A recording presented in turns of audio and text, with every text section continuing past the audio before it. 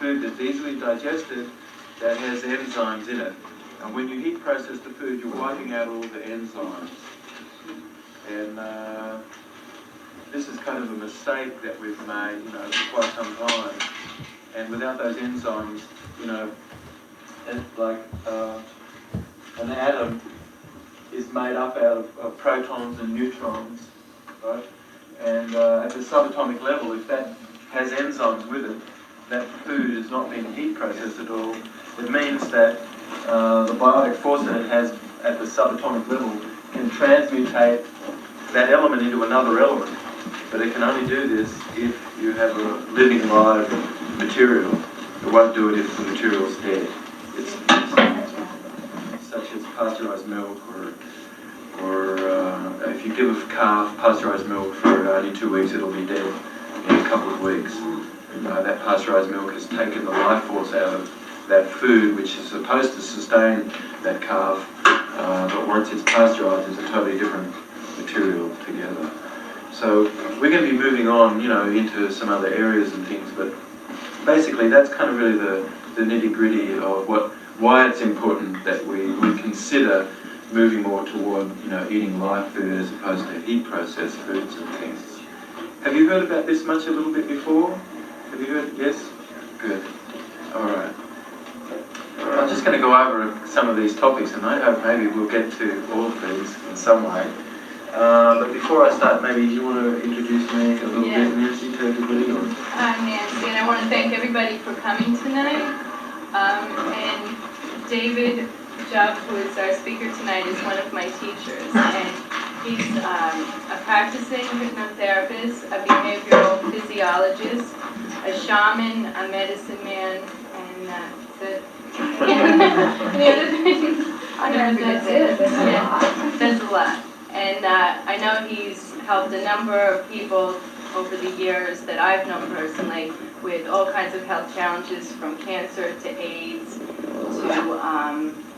the hepatitis C virus to all kinds of things. So at the end of tonight's presentation, if anybody has a particular health challenge they want to discuss, there'll be a period you can bring it up, and David will be able to answer your questions. Thank you. Okay.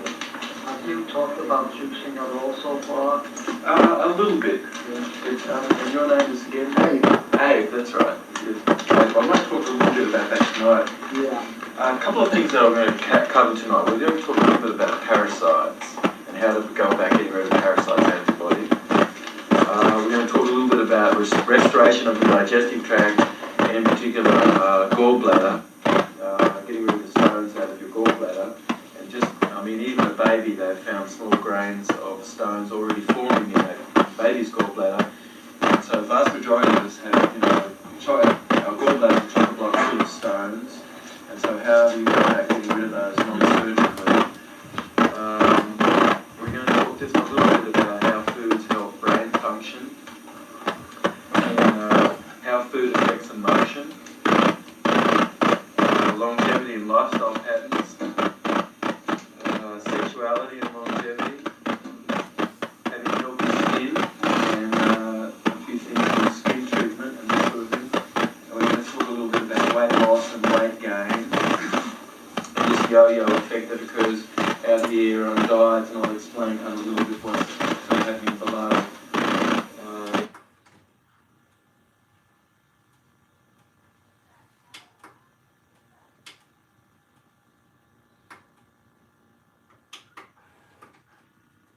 The majority of us have,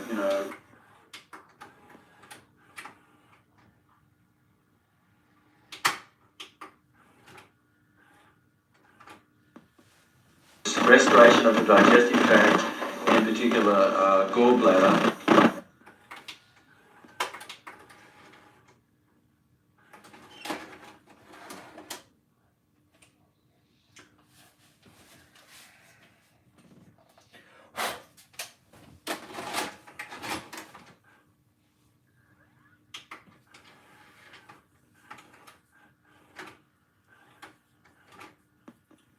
Grains of stones already forming in that baby's gallbladder, and so the vast majority of us have, our gallbladder is a chock block full of stones, And so how do you go about getting rid of those non-surgically? We're going to talk just a little bit about how foods help brain function, and how food affects emotion, longevity and lifestyle patterns, sexuality and longevity, having healthy skin, and skin treatment and this sort of thing. We're going to talk a little bit about weight loss and weight gain, and this yo-yo effect that occurs out here in our diet and all this kind of thing, sort of happening below. Physiology causes this yo-yo kind of effect, how to go about taking that weight off and keeping it off, or building lean muscle and keeping that lean muscle. Addiction and healing by having good nutrition, and tissue cleansing and detoxification. I hope I'm going to kind of cover a little bit of all of those areas tonight. I don't know if you're like, I've really had this, and I don't know if you're like me, but I'm often looking out there and there's a really, and I don't know whether you're like,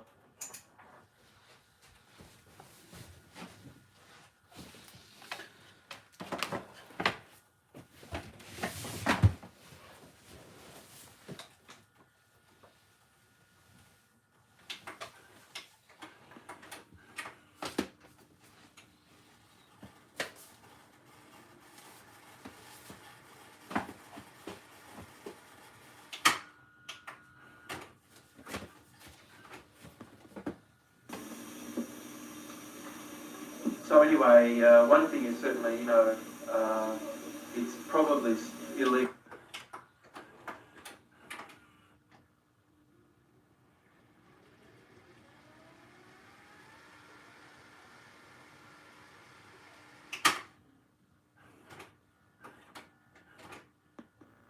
Talk a little bit about that tonight. Yeah.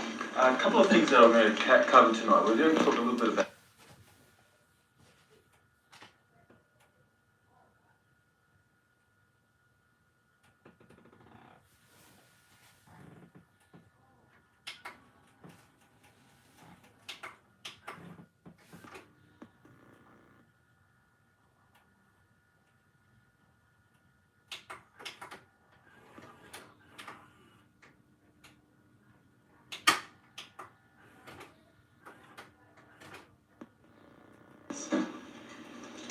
sexuality and longevity, having healthy skin, and a few things for skin treatment and this sort of thing. And we're going to talk a little bit about weight loss and weight gain, and this yo-yo effect that occurs out here on diets, and I'll explain kind of a little bit what's sort of happening below in our physiology that causes this yo-yo kind of effect, and how to go about taking that weight off and keeping it off, or building lean muscle and keeping that lean muscle. Addiction and healing by having good nutrition, and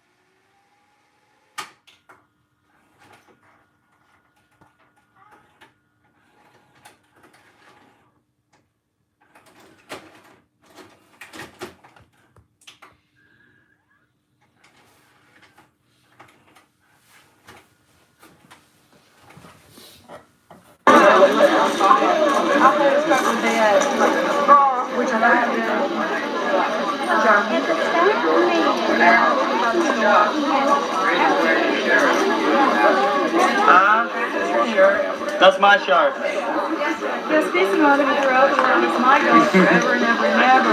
I'm really God, I love you all.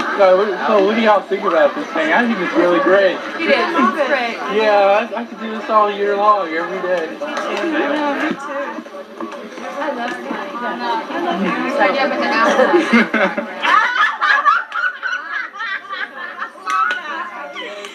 We're all having fun, we're all having fun. How's it going, Charlie?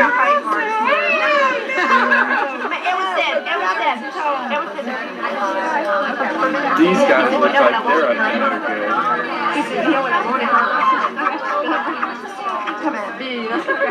Hey, Kate's coming. Hey, Kay.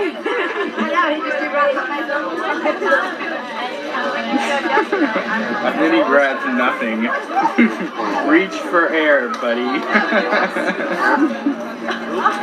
Lagging behind.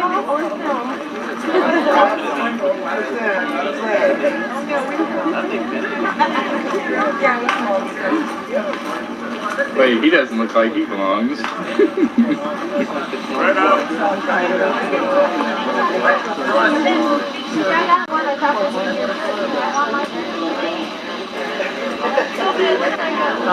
They're spreading out.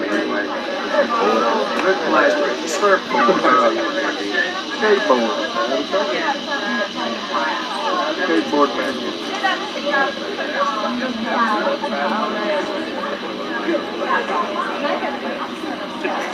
Okay, everybody's got joining hands. Right. They run in the same direction. Okay, let's do this now. I'm gonna have Edwin and Phyllis are gonna start. Alright, they're gonna find somebody.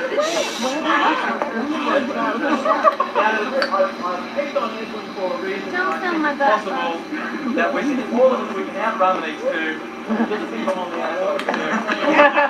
Alright, so they've got to really work. So you've got to find somebody, a couple that you can easily beat. Alright, okay, so everybody join hands now. So you'll have hands. So join hands now. Okay, so hang on a second. There's one more thing. Now, let's just say that they picked on a couple over here. And then they would run this way, and the couple they picked on would run this way. And when they meet, wherever they meet, you have to introduce yourselves. When you meet and you say, you welcome the person, and you tell them your name, and you both do this, and you have to do it to each person, and then you keep going, right? And the idea is to get back to that spot and fill that spot before the other couple do. Alright, is there any questions? Is there any questions? Alright. Okay.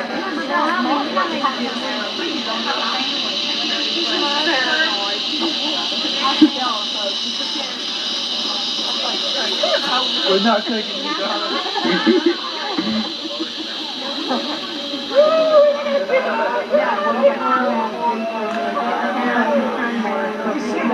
Did you run? Did you take off running?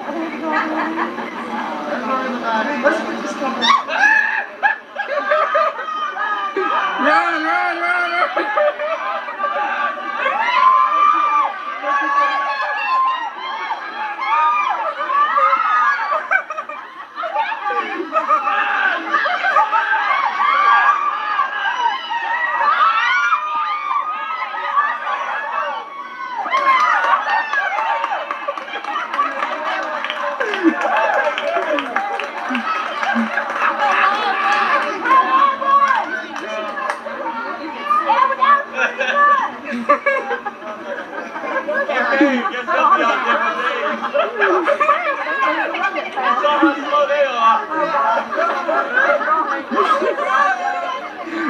I'm sure they'll go straight for Donnie.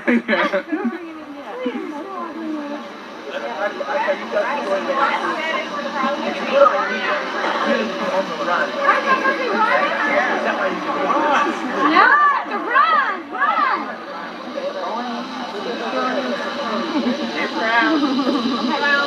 They're window shopping.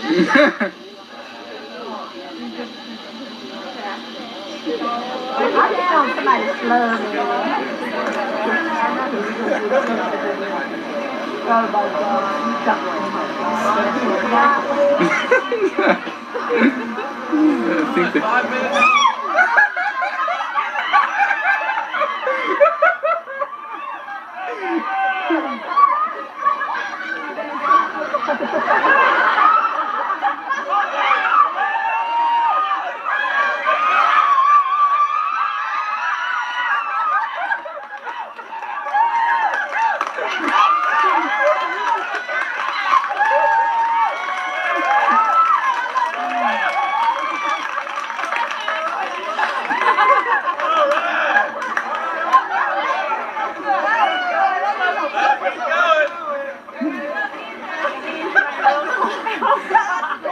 I say Sharpie and Michelle. Sharpie and her daughter.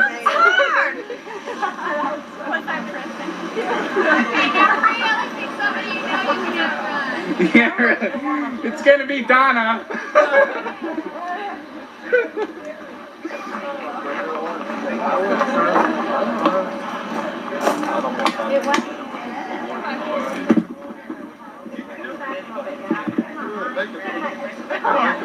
Doesn't like those bugs? You can't do that on stage. The bugs make it on his neck. Go ahead, wash my Okay. Who y'all gonna do?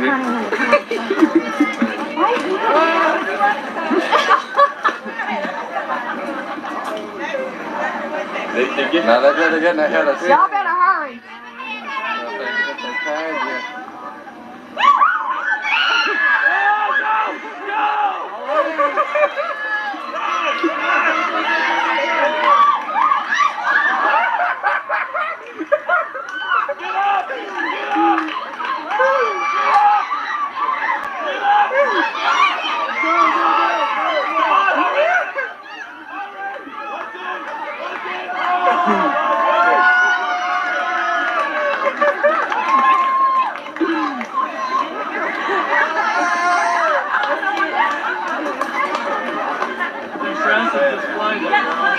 Really?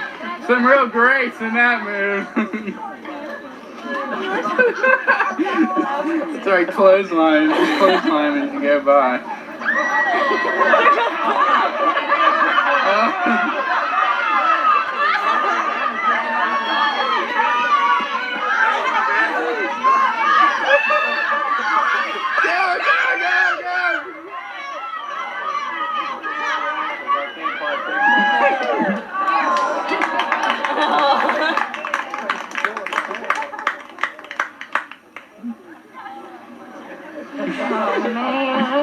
Kick him in the ankle when you took.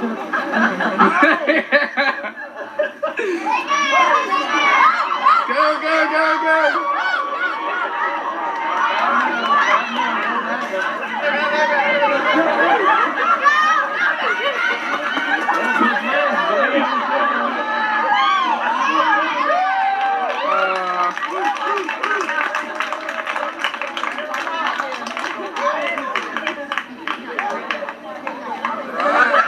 Betty won that one.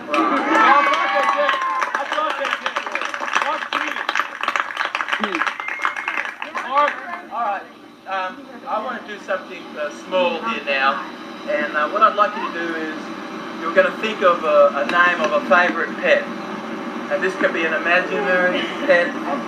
The main thing is that you'll come up with a name for a favourite pet, and what I want you to do is we're going to just go around. We're just starting with Richard, and I'm going to model this now. We're just going to go around this way, and each of you, what I want you to do, I'm going to model it now, okay? So I'll think of the name of a favourite pet, and I'm going to walk out, Spider, and then what I want you to do is you want to give me back the name. So give me back the name the way that I say it in my tonality. Spider. Spider. Spider.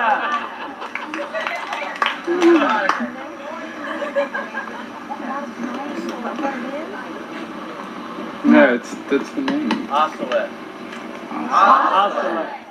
We got something really, really complex here.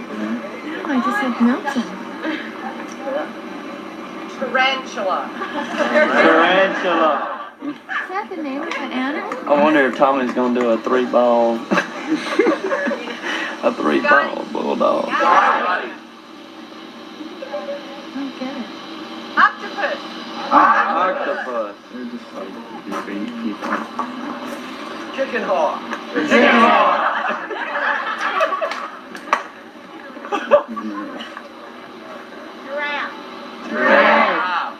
Okay, now let's be creative and get some names of the animal itself. Bonzo, cheetah. Alright, just one more. Done. Alright. Bonzo cheetah. Bonzo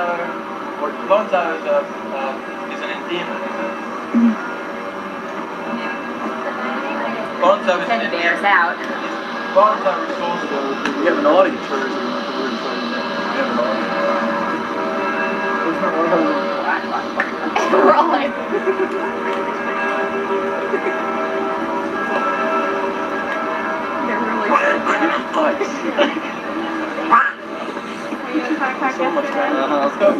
Oh, there's some on now.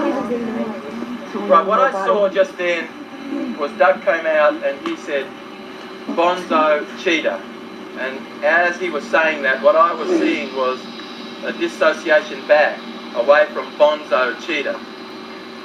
And before we were able to give you back the name, right, you were well into your retreat. Okay,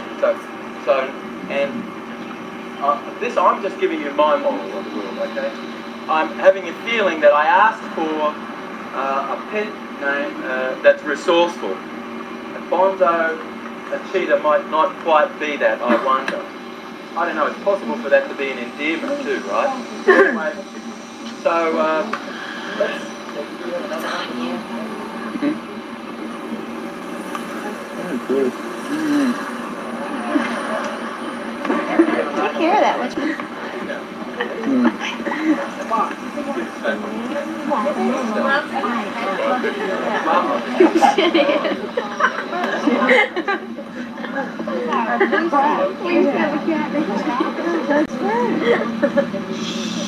Max. Just Max.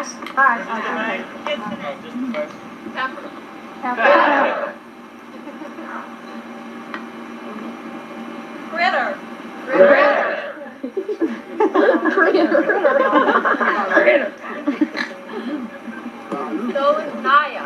Stolen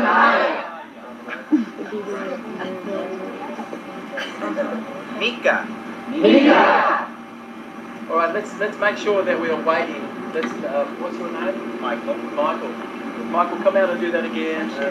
Be standing your ground when you hear us, because we're here for you.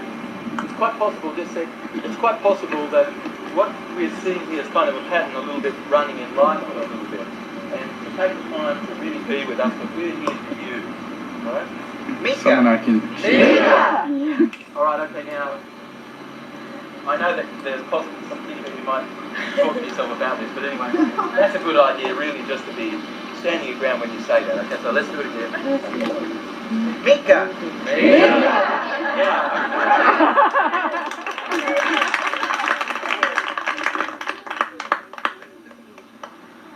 Harvey!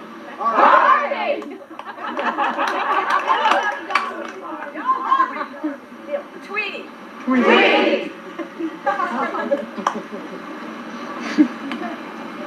Flipper.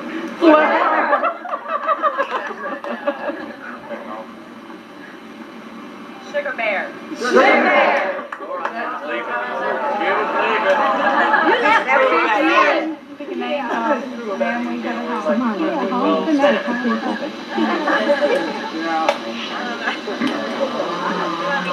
Yeah.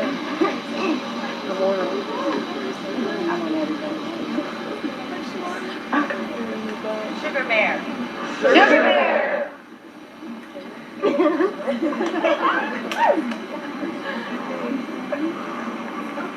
Fanny. Fanny.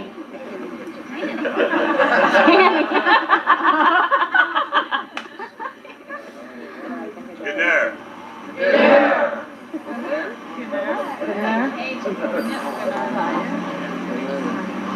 Chesty.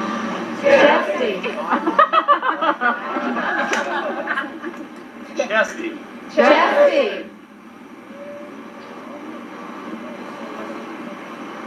Gunny. Gunny.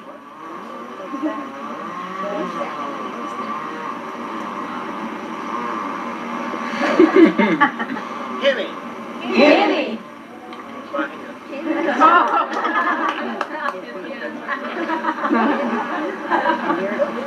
Barbara. Barbara. Oh, I thought you said Bird.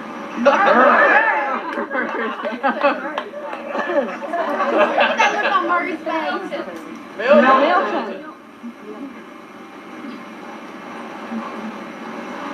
Beauregard.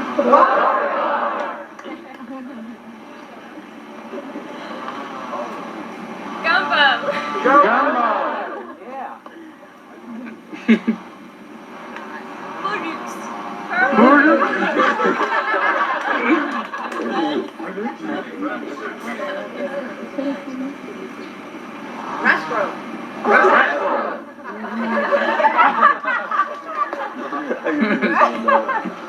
Spam.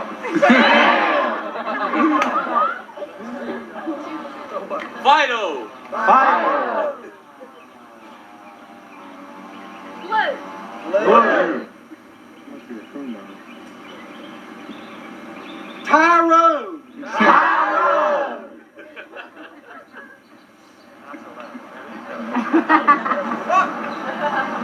Sylvester. Sylvester. Sylvester. Sylvester.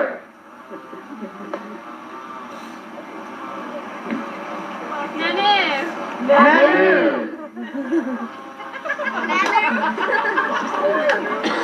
Walensky. Volinsky. Cookie.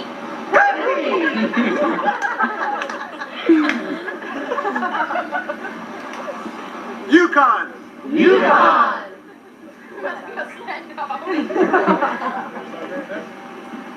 Oliver. Oliver. Ren. Ren. That'd remind you about your rent, wouldn't it? Buster the cat. Buster the cat.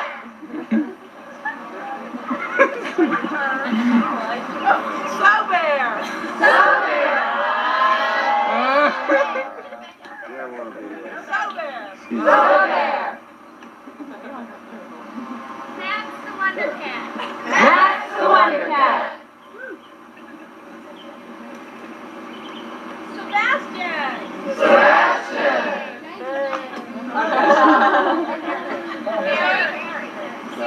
Susan. All right, what I noticed about Susan was that she was holding on to her feelings. But when it came to a time, there were some feelings that you were holding on to. Yes? All right, let's come out again and do it. Max the Wonder Cat. Max the Wonder Cat. Rambo. Rambo. Certainly like you. Some kind of weird dude. Lucy. Lucy.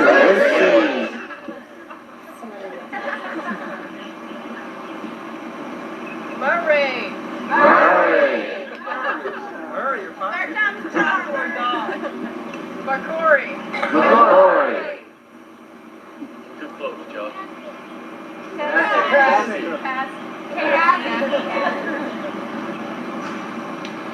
Brandy. Brandy.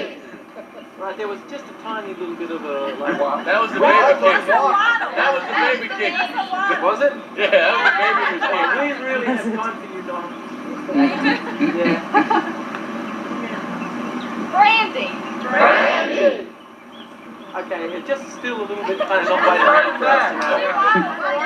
Donna.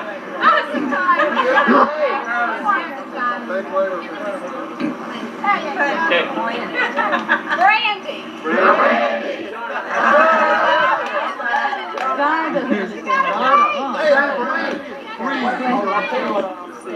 Just so that we know this, all right? It's a good idea to be able to stand your ground. And especially if you're getting feedback from the group, allow us to give you that. And what I'm sensing, whilst we're saying Brandy, you're all moving back. So allow some space to be there whilst you hear it, and then have the circle. Brandy. Brandy. Excellent.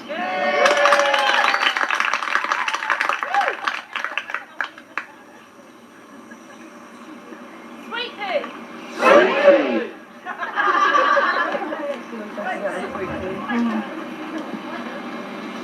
Felix.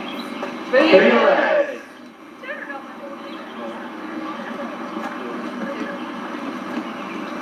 Rocky. Rocky. Dusty. Dusty. Thor. Thor. Thor? You ever notice widgets? Freedom. Freedom. I thought it was going to say sports. T-Boy.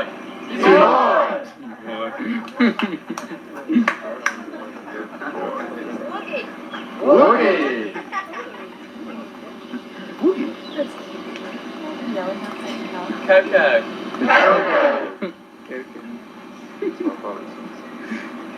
Saber. Saber. Sphinxy. Sphinxy.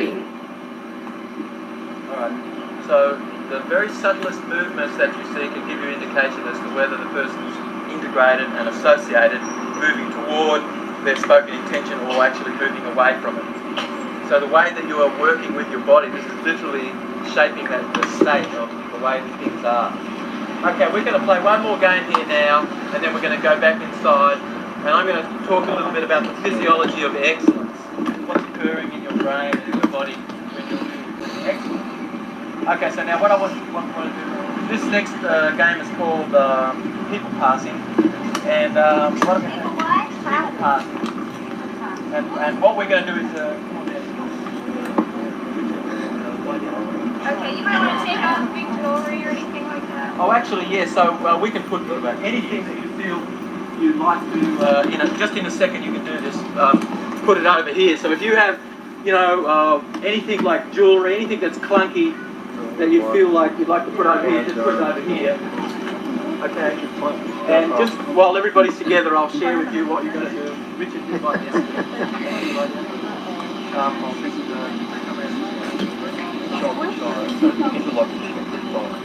Head to head?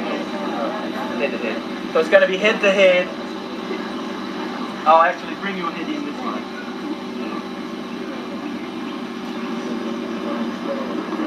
Alright, now let's see if we can keep this going straight. Alright, so now what you're going to do is everybody's going to line up and you're just going to be in a row like this with your hands up, okay? Alright?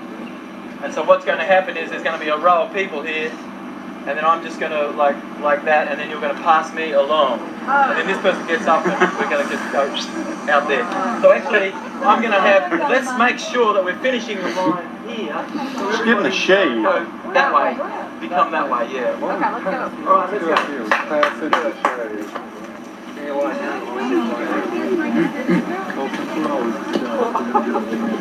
Not the mind. Jesus, Not that way, not that way. This way. This way. The last two. Okay, I need to feel your head. Well, I just thought, oh my gosh, it's Oh, what did you feel? If you feel like you'd like to do it first, you can do it. Maybe get spotted on the tree, Rita.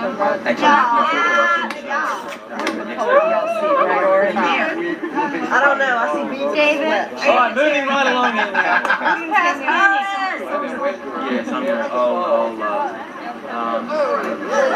who who has done gymnastics and spotting? Phil, you gotta get your head. Okay. I want 2 spotters up here to spot me. What I'm going to do is I'm going to do a forward roll to roll, and I'm going to have there'll be 2 people spotting. I'm going to be spotting, and somebody else is going to be spotting. Everybody come through. So I want 2 people to spot me. Shoulder to shoulder.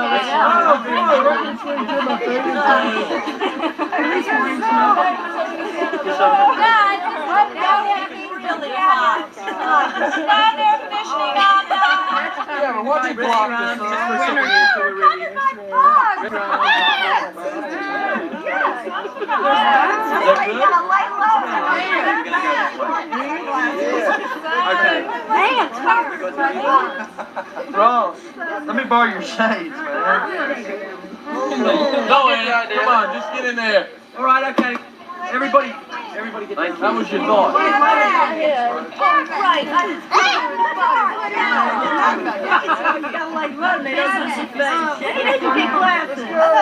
right. Okay, okay. Lori, don't get in there. You got a hole down there. Wait a minute, we got a hole here. We have a hole. We have a body. Come lay down. I'll break out in a rash if I lay on this grass. Me too. We be the spiders, their job. Right here? Right in my head. Okay, so everybody in us now, let's get it. Okay, make sure you're close together. You need to move in a little bit here. Somebody's in there.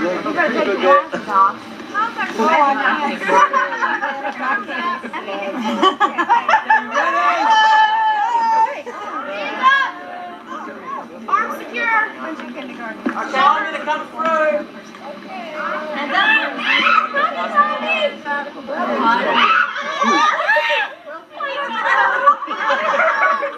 Okay, come on.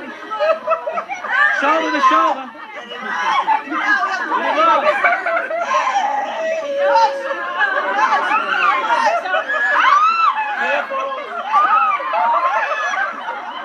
Okay. Wait. Let's make sure we're careful with each other.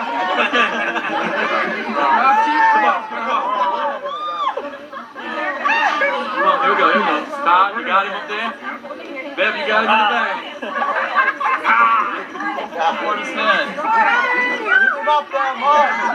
I'm not going to be able to do a roll. You got him. All right.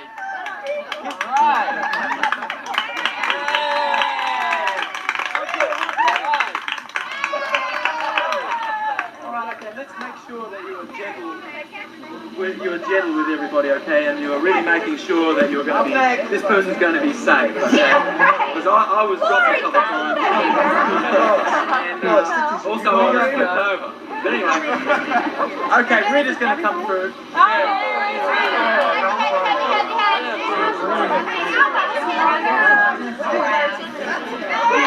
Lay down, Sarah.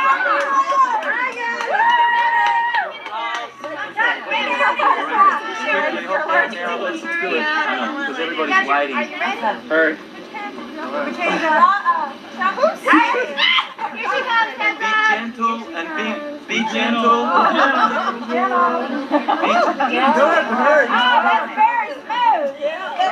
Oh, Rita, I've been waiting for you.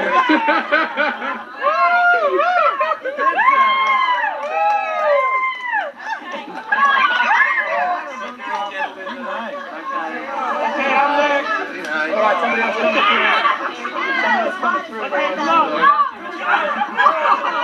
Got you,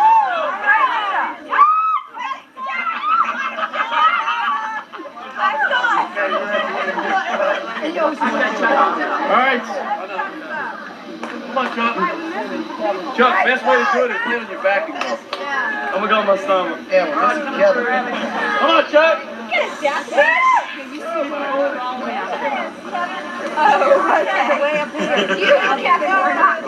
Okay. Hands up, everybody ready for Chuck? All right. Yeah, light, Okay, so light Paul, the you're load. going to be next, so let's keep it going. Huh? You go on my stomach or my back?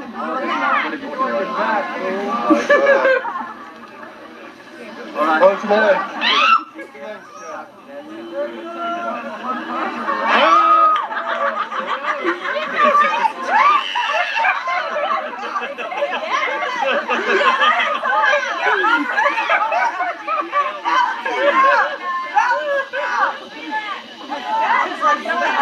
Put your legs together, right there.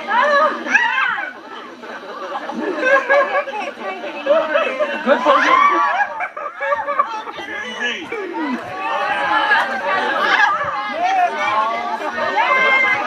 Come on, next person. Okay, stand in my eye.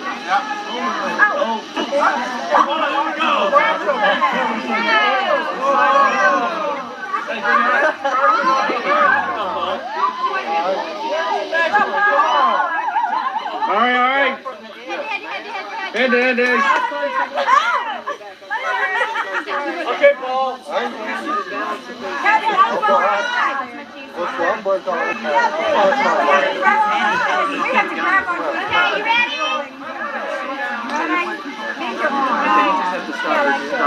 Okay, here I come. You ready? Go.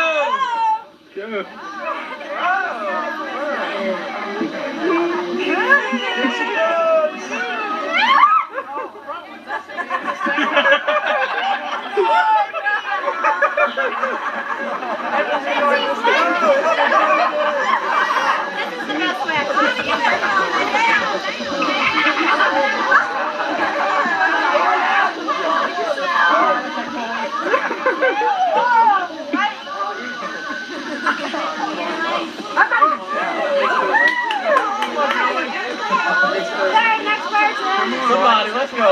Yeah, Paul. Break all in half. They can't do it. All right. Let's see you do it. Yeah, you're long, Paul. Hey, Paul, you're long and skinny, man. Well, You're long and skinny. You're easier to skinny anybody. stomach or back? Paul, you better go on your back.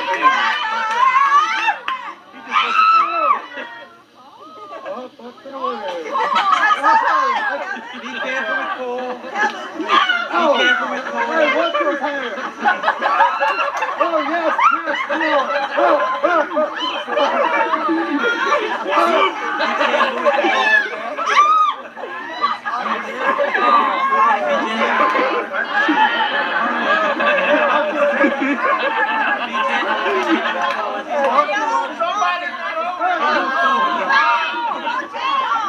Look at that balance. Send the middle one down.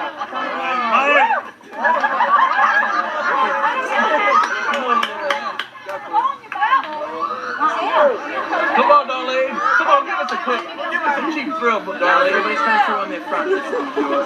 Come on, Darlene. Okay, next person. Come on. Julie, get up. Come on. Oh, we're going to get a cheap thrill. Yes. Yeah.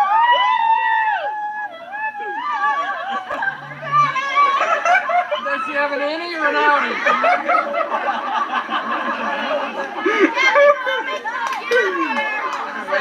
on, Brian. Stop right here.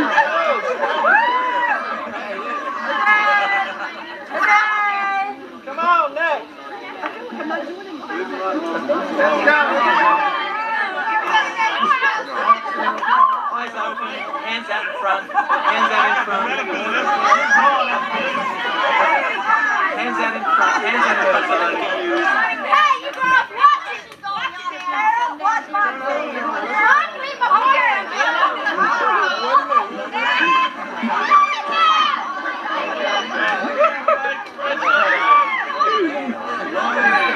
He's coming! He's coming! He's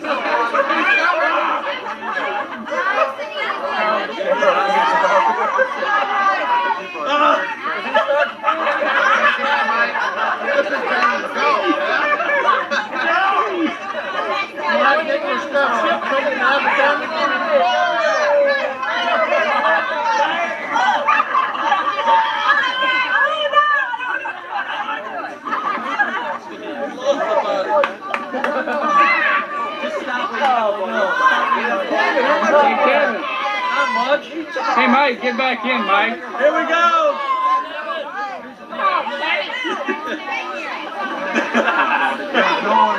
Take your glasses off, Kevin. Take it. Just said a man throw at a time. Stretch him in the park. You can't do it, Kevin. Kevin with Kevin. I don't want him to land on me. I'll drop that sucker on you.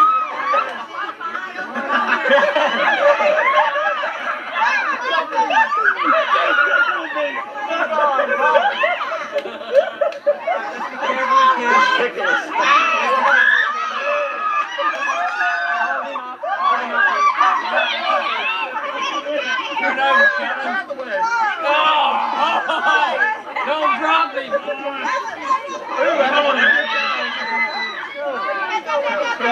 Come on. Wait. Everybody get ready for Connie. Let's do it. Come on, Connie! Come on down. Okay. Be Sound good? Alright, don't grab.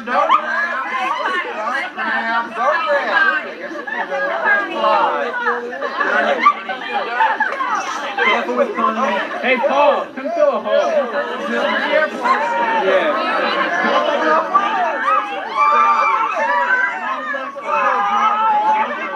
Jill, there it is, Jill.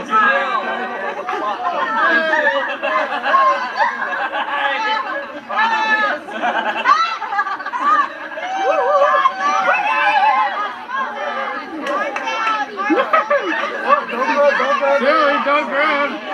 Don't be dating.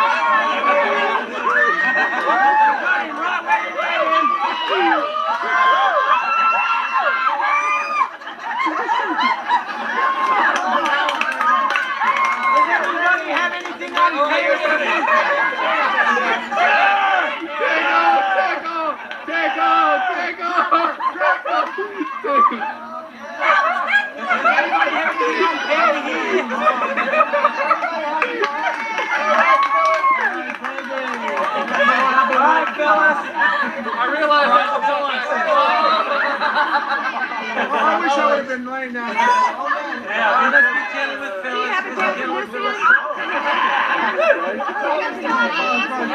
Yeah, I know. I'll be back, Todd.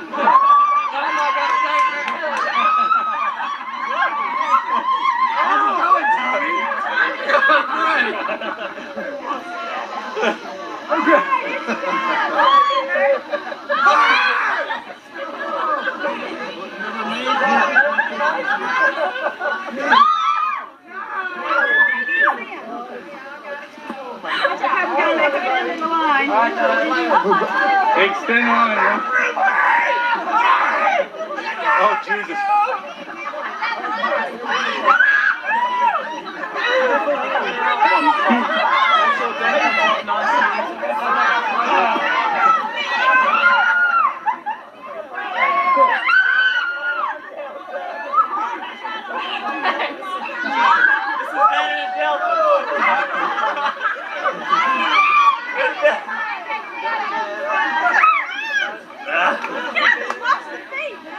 Look, yeah, somebody ran with this on equal and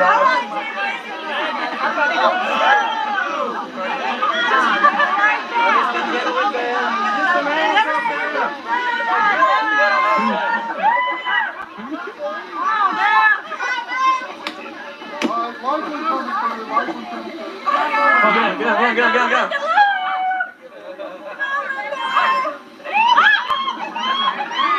Hands off the boom! What boom?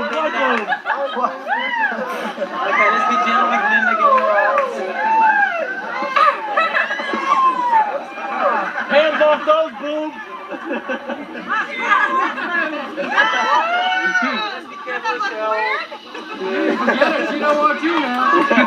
You don't want me no more, huh? Here comes Shell. Everybody getting the orders out? No, get him!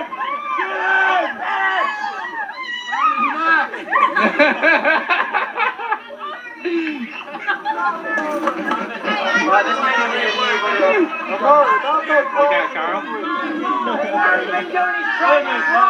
Give it a couple, huh?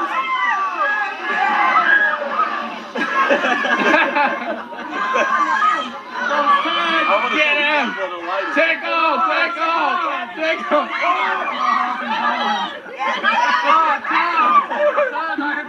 Todd been doing his job. Todd, did you get your go-dance grab? Now, Jenna, you can do a 360, can't you?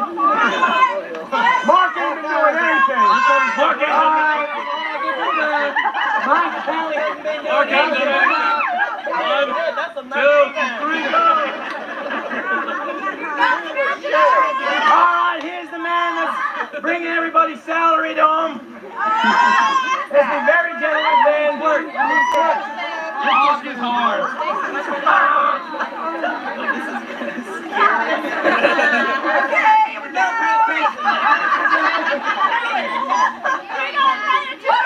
All right, Mike. That's it. Here comes Larry. Ready, Mike? Maureen and Susan. You got it. Oh, my head.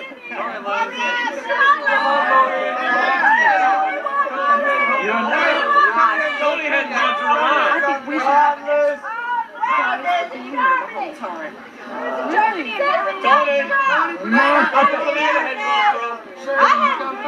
Monty, have you gone? Monty hasn't been. Come on, Monty! Let's get down for Monty. Come on. What did I do with my glasses?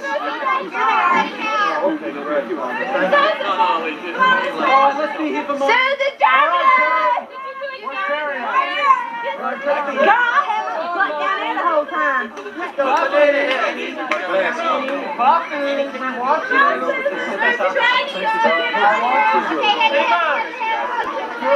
We need some space right here. Susan, get up I want to put you on the Play the game. Let's go. Okay, let's go. All right, Miss Claire, you hadn't gone. just got a few more people left. I didn't get no going.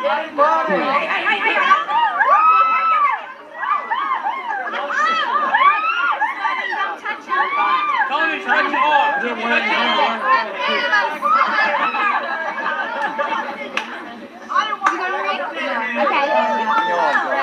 Oh my! Brace yourself!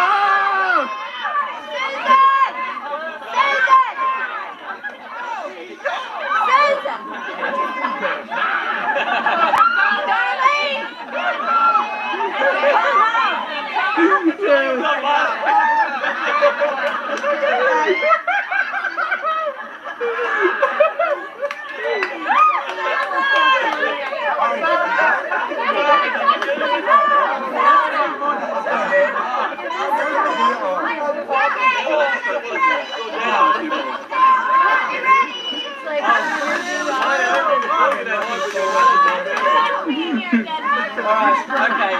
Now, just a minute. What? Just a second. Put your stomach right. Just a second. The only person who didn't get through all the way to the end was Monty. One more time. Come on, Monty. So Monty's going to come through again. Let's tickle it. Let's lower our voices a little bit more. So that, and Monty, keep your hands out, okay? I tried. Yes, okay. You've got to do it. Like that. You're not as pretty as all. Absolutely. Don't grab him while he's growing, okay? This is Monty. This is an order. He wouldn't go through again. Don't stop.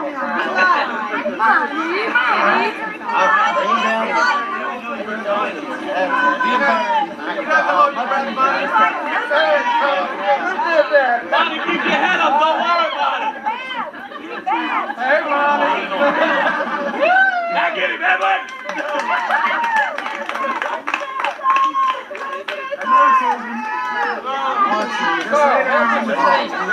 Okay, good, this is good now.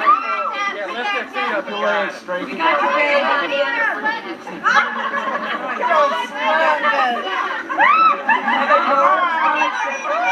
Okay, everybody think they really hurt.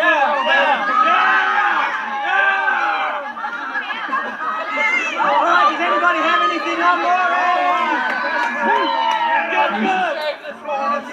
You can't forget it good. Okay, get it now, get it.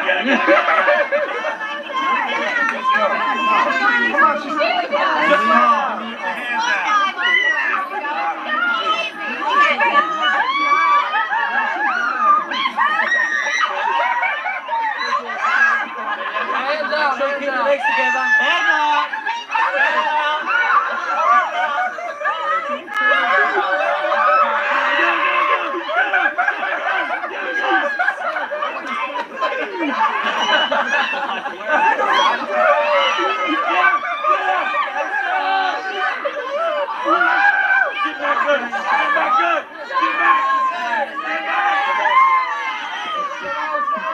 Go.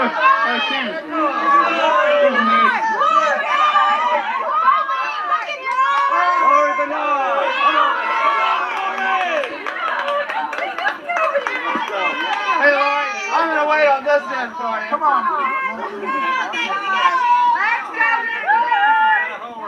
Okay, look. Take it down. Hey, we got a hole.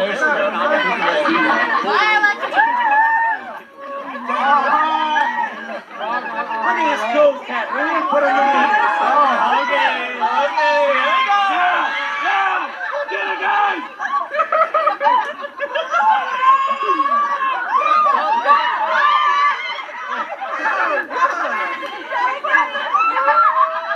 Terry.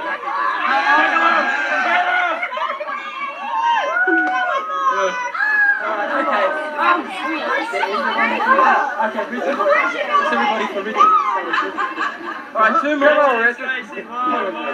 Okay, let's everybody get down, let's finish this. Come on, we've got 2 more to finish this.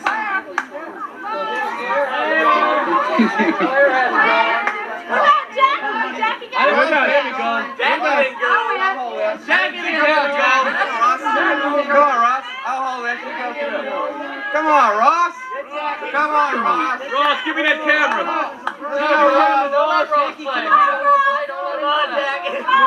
Ross, give me that camera.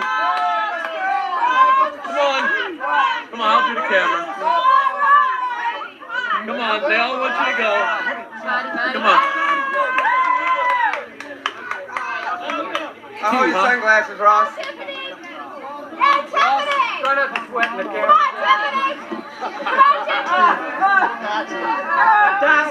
That wasn't me.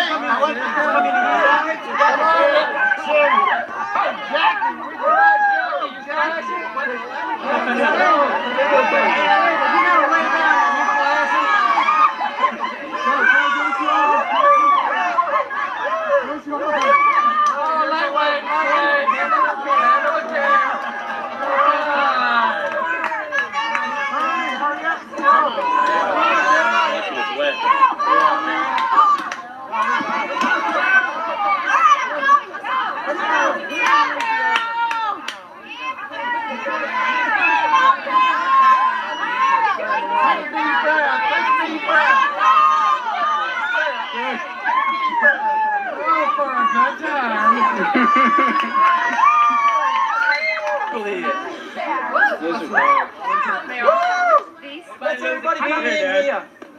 Dad. Let's everybody come in. Player's pregnant, it's not my fault. Alright, okay. Just to wrap everything up here, what we're going to do is we're going to go, everybody made it, everybody made it, everybody made it, everybody made it, everybody made it, everybody made it, to the end of the line. Everybody made it to the end of the line. Alright, and we're going to now, just listen for it, and we're going to go, 1, 2, 3, and then everybody's going to go, ho! Like this, right? Ready?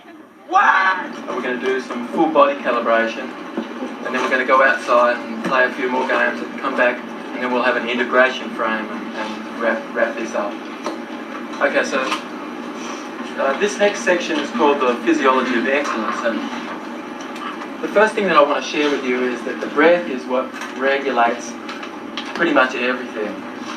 So ideas come to you on the inspiration. That's where this word comes from. So it's possible that you've felt that you've been in inspiration all this time. And that's true. Not just that you've been breathing in and breathing out, but that your state of consciousness has been occupied by breathing in. And your mindset has been in introspection,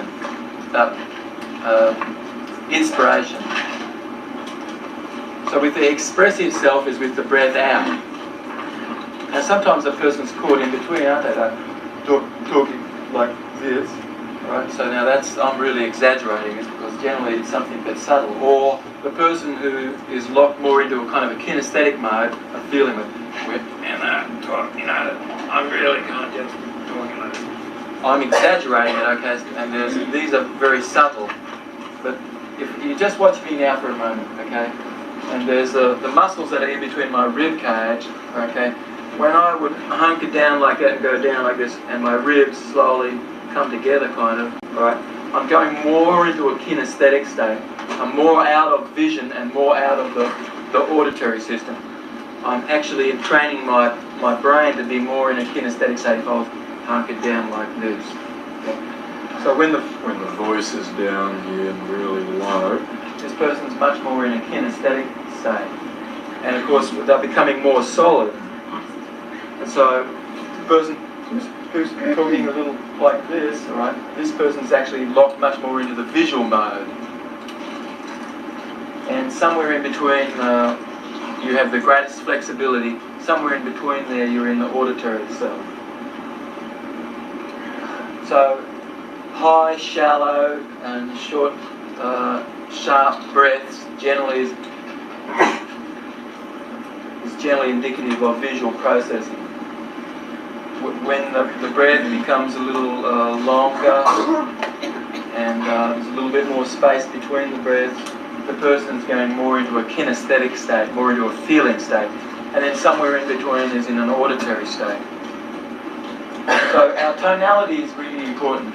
So that when you are very high, you're often taking a person out of their kinesthetic state. If I was talking really quick and really high like this, I would be taking you out of your kinesthetic self. I would actually take you more into your visual self.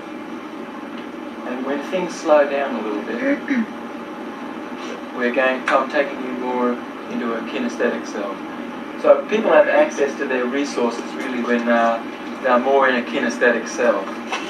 So that if you were in a group of people and there was a need to give a set of instructions or something, it would be important the tonality that you use, the pace of your voice, the intonation and the pitch, tuning in to how your voice is sounding, the pleasantness of it. So any tension at all in the hands, giving you indication of what's occurring in the brain. After lunch, I'm going to talk a little bit about what you can do with your body to access state-specific behaviour. So there's a concept which is to do with the just noticeable difference.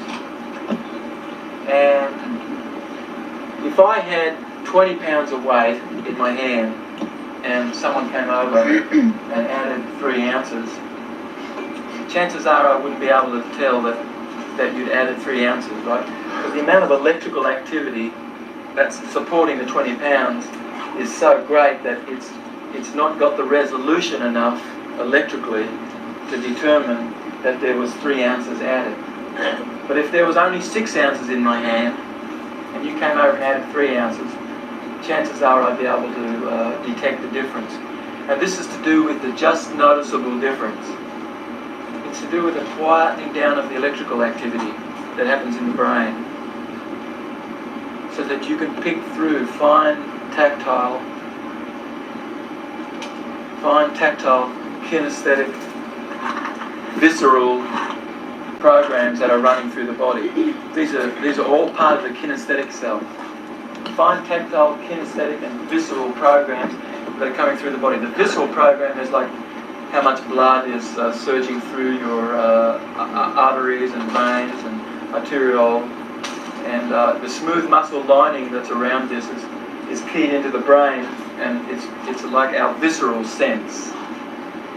So when there's a quietening down of the electrical activity that's happening in the brain, you're able to pick through those fine tactile and kinesthetic and visceral programs that are coming through to know the essence of something. So the difference between an expert golf swing and somebody who's just learning is that that somebody who's just learning, there generally tends to be a lot more activity going on than just a swing. There's generally many more synapses that are involved than is necessary. So for those of you who golf, and let this be a metaphor, the person who's hitting that sweet spot inside their body, that it's just the synapses that are involved that become a sort of exit for a definite central integration for that swing to occur. It's just the synapses are involved and no more and no less. So when we tend to learn things, it's tend to be gross motor movements first. We tend to overshoot the mark, undershoot the mark, this sort of thing. And then slowly, as we mature, we develop fine tactile ability, actually, and a finer sense.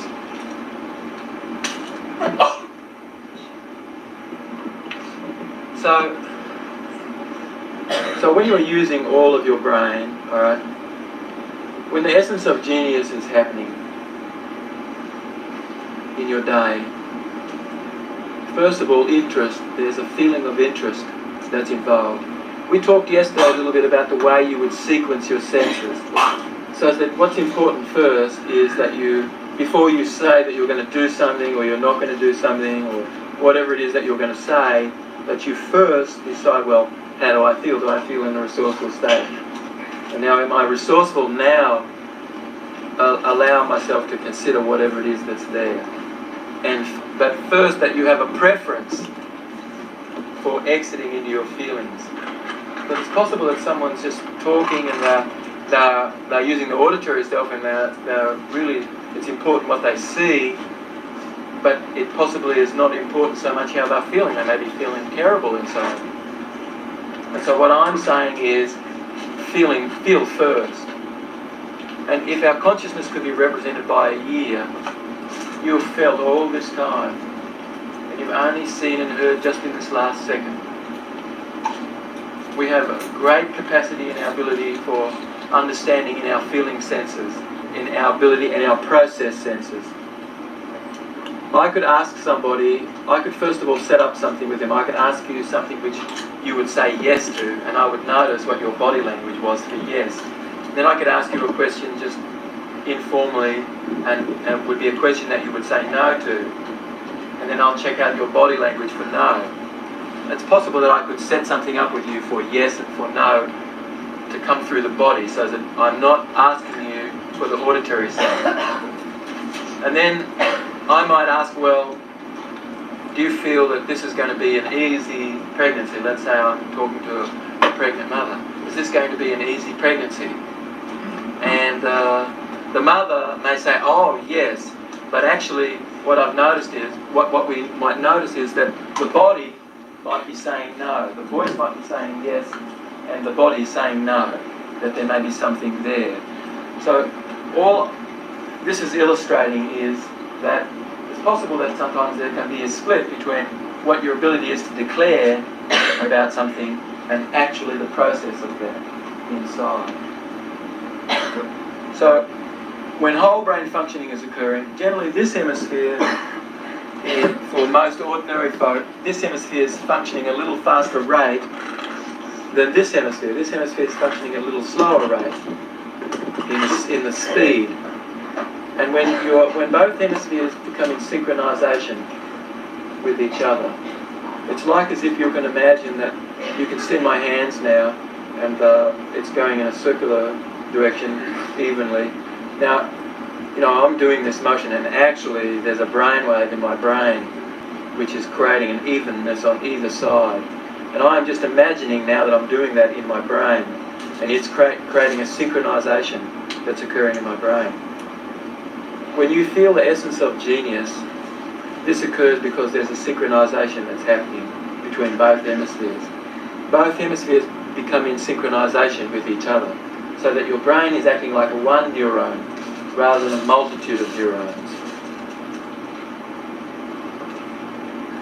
It's possible for any of you, honestly, to walk over to a piano and never have played the piano before and imagine that you are a master and sit at the piano and play it beautifully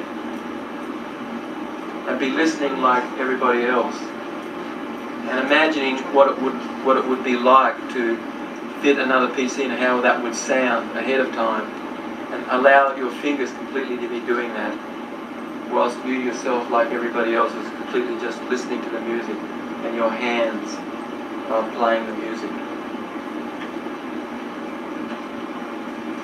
So now this is what I would call a gestalt way of learning rather than sequencing. Sequencing would be like, you know, learning it by notes, da da da da da da da da da da da da da, and actually learning to read the music and doing it this way. Right now adults learn generally at a slower rate than children, because children are learning in a gestalt process like I'm talking about, and we're explicating it further. So let's go back to a style of sequencing as opposed to tuning in now to the auditory gestalt to draw meaning from what I'm sharing with you now. So let's just say that I'm in a sequencing mode much more, like the way that I would learn, like da da da da da da da da da da da, and reading music. It could be the same like I go to the supermarket and I'm looking for, you know, Kellogg's cornflakes or product 19 or something like that, and so some people are going to be searching shelf by shelf and I'm looking for this, you know, like that, and somebody else may just stand back at the end of the aisle and just scan the visual pattern and pick out Kellogg's cornflakes or product 19 from the visual pattern. This latter way that I just shared with you, that's a gestalt process. That's much more efficient for this style of finding a packet than it would be to sort shelf by shelf. And there's advantages to both ways of sorting, and they complement each other. So sometimes somebody's getting stuck because they're not sure of a word, and their focus is on the word, and this may be limiting strategy. And others are allowing the word to be there and are drawing the meaning of the word by tuning in now to the auditory gestalt to understand the meaning of this. So one is processing something from the whole, and the other is processing something sequentially. So if you came into the room and you asked me, "Oh, how are you, David?" and I said, "Oh, I'm well." Now you would know that that's somewhat dissociated a little bit. I've just said that I'm well, but I've not said why I'm well, or I said I'm happy. I've not said why I'm happy. If I tell you why I'm happy because we're talking about language and the way that language shapes reality. Then I would be going from one hemisphere to the other. When you use nouns, it's using more a right hemisphere. And the minute that you shift into verbs, you're shifting into the left hemisphere.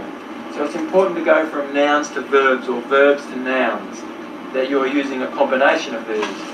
Because if you're just using nouns, I feel good, or you're just using verbs, then what creates whole brain functioning is when you're going from nouns to verbs, or verbs to nouns. Because this hemisphere is very much involved in verbs, the production of verbs, but this hemisphere is very much involved in the production of nouns, and its understanding of nouns. So sometimes some of you are using modal operators of necessity, like must, should, will, don't, won't, can't. all of those words are modal operators of necessity. And when you are using modal operators of necessity, you're not allowing people to have choice. And we love choice as listeners. We love to be given choice. So you may like to, I wonder if, you can pose a question and then make a statement. You may, possibly you can, maybe if you could. This way of framing things are modal operators of possibility. And when you are using modal operators of possibility in your speech, then you are giving the listeners choice. It's a good idea to use a language of inclusion, so that you're not separating yourself from everybody else, but that you are speaking to us as a collective, and that you are included in the model that you speak. So I'm using I, think, I am, I do, I can, I have.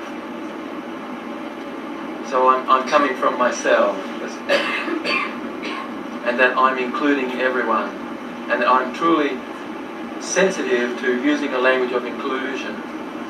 So I very rarely use gender in my writings, because what I say is important whether you're male or female. Unless there was some distinction, and then there would be importance perhaps for gender. However, for the most part, if I was to use gender and I was to use one sex, it's possible then I would be missing the bus with some people because I used that gender.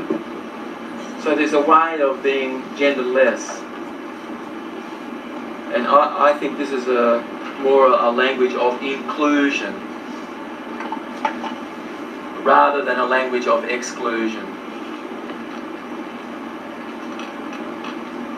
So what creates congruency? When you are congruent. When you are congruent, when this behaviour is congruent, whatever it was that happened before is supporting this, and whatever is happening after this moment is supporting this, then this moment is congruent. So what a wonderful thing it is to look back in your life, or feel that you have the ability to look back in your life and feel all where you've been and what you're connected to right now. And to imagine that you're sitting by a river, looking at the water flowing past you. To imagine a molecule that you see in the water, and to imagine this molecule travelling down the river of life and eventually ending up in the greatest sea of our being. And literally imagining this molecule out in the water, out in the sea. That you could imagine each of us like this molecule in the river. That you could see each of us like a river, flowing in and out of buildings, flowing in and out of cars, and going all the way through life. It's possible to look at someone and see where they are in life, and you are knowing something about the process of life, and you can see where this person's going in life. That we have the ability to see each other like rivers.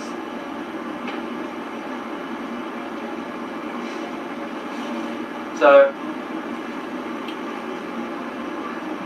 I said yesterday that whenever it is that you are feeling that you are being judged, generally to be able to do this, the reference point is on the outside of self.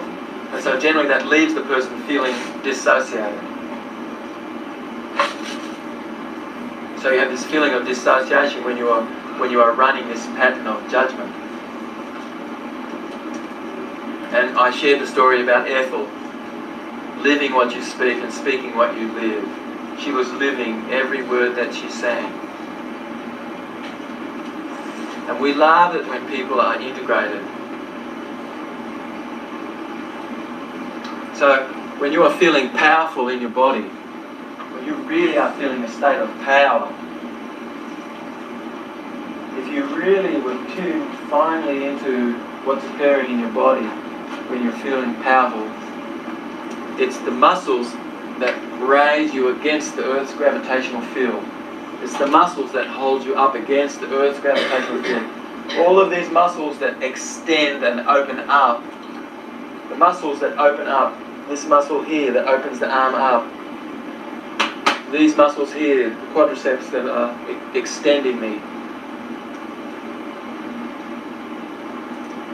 these muscles in my back which make me come out like this. All of these muscles, the extensors, are the muscles which are tied into the brain, which are enabling you to feel a sense of power. And so some people are coming to me in my practice and they're wanting to know how they get inhibited. And so then I teach them how they get inhibited so that they can easily get inhibited whenever they want to. And so they're feeling like well, I have some control over this now. It's not like, oh God, this is happening to me, I feel just awful. But that actually, well, now you can make that a little more awful if you like. So I teach people how they feel inhibited. So if you go to the hospitals and you see somebody who's let go, you'll notice this. And these muscle groups are majorly involved in states of inhibition. Okay? So the first thing is that, right, you see the person walking around like this. Okay?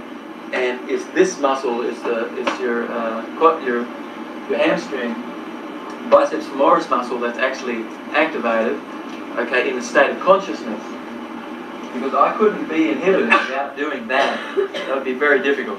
If I was stretching out and I was trying to be inhibited, it just kind of wouldn't happen for me. I really would have to kind of start to contract and start to activate those protective reflexes which contract the body and bring it into itself. So when somebody's feeling depressed, you'll notice that they're kind of in a state of catalepsy, kind of not moving much at all, a state of contraction a little bit, and usually they've gone into themselves. So now to really kind of hype this up a little bit more, I'll have to bring my tummy muscles in, right? I have to kind of really get them to start going like this, and I have to get these muscles to start kind of pulling like this, and so I'm hunkering over like this and I'm pulling in like that, okay? And now all of those body positions are important to feel inhibited. And now you would have to be thinking of something in a negative way. You know, it's important that you are thinking of something, framing it negatively in your mind, okay, and not seeing any way out. Okay, now if you can do that, and you can do this with your body, okay, and you can remember everything that kind of didn't ever work, right? Because it's real easy to do that when you're accessing this state, because memory is state specific.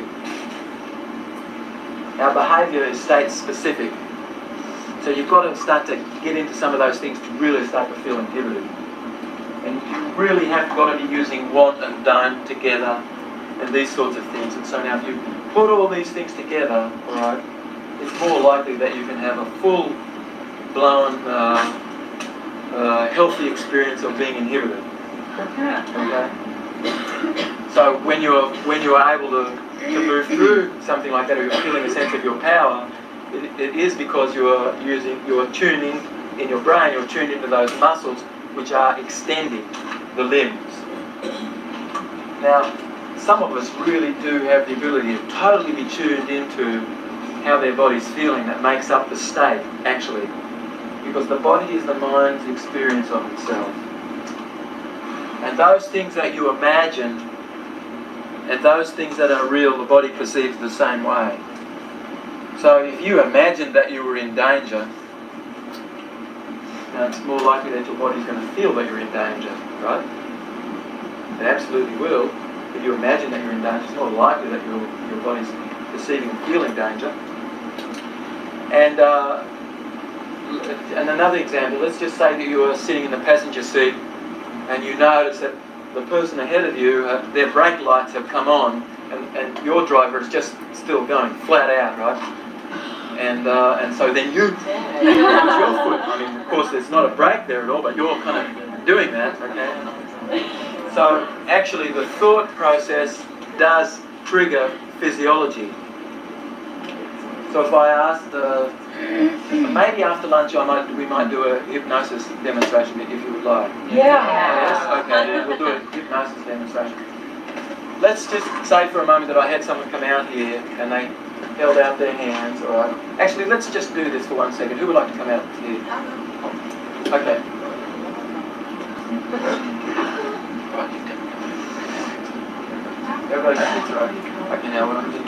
ask you to close your eyes and allow your hands to kind of this in front of you. Good. Alright, alright. And now what I'm going to do is I'm going to have you imagine that you're going back to some place that happens to be. Okay, now when you're at the beach and you're looking around, allow this finger to rise.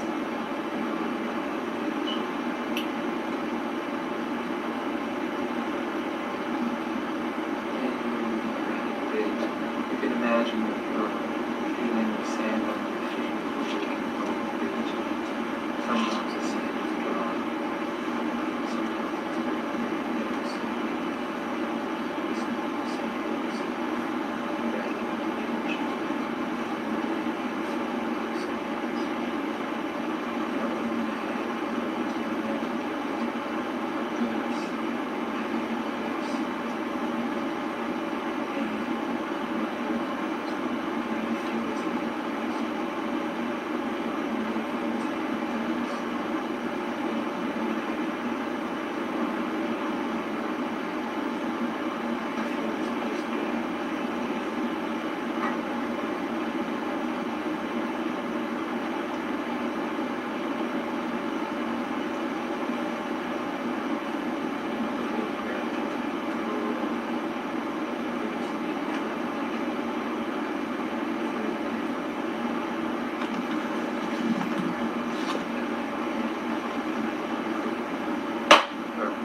Okay. Well, I just wanted, now, all I did was say some words, and yet, now Julie's hands were out here even, okay? And I gave her suggestions that there was a purse in her hand. And what we saw happening was, ever so gently, my words were activating physiology, where this hand was becoming heavier. And actually, and the words were having a physical reaction in the body. Which one? Now, I never asked for the hands to drop, this hand to drop, but it was doing this anyway. Okay, we'll do a little hypnosis demonstration after lunch. Anyway, the main thing that I wanted to share with you just is that simply that your words have a physiology. The words that you use affect physiology, actually.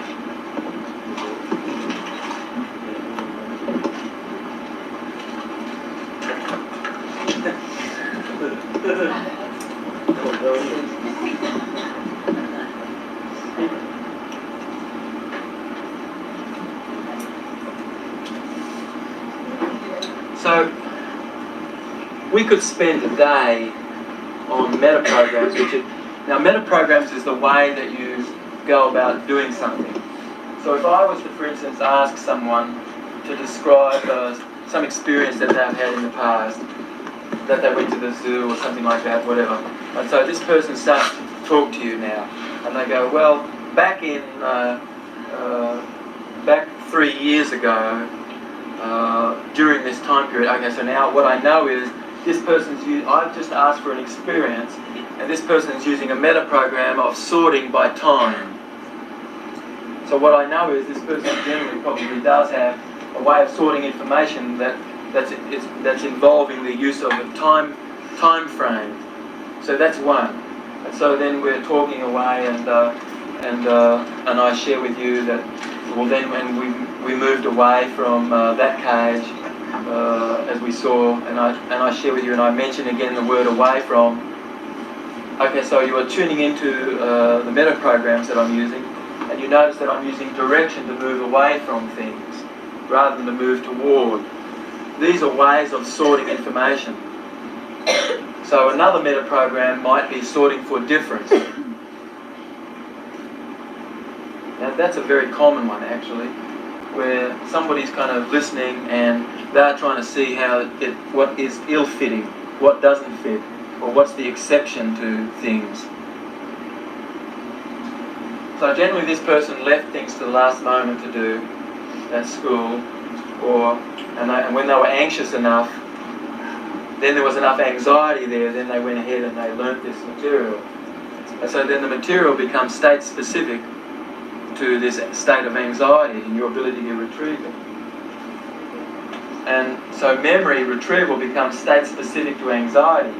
And so in order to be able to access this state of anxiety, you need to sort for difference. So epinephrine is released around the heart a little bit, and there's a tightening a little bit around the heart. And this turns the reticular activating system up enough so then I can be on track.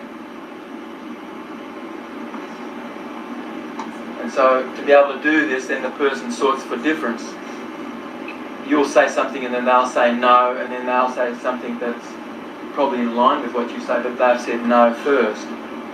And this is their way of being able to sort information.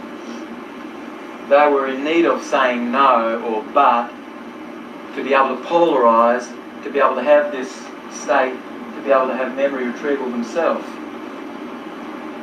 And what I know is that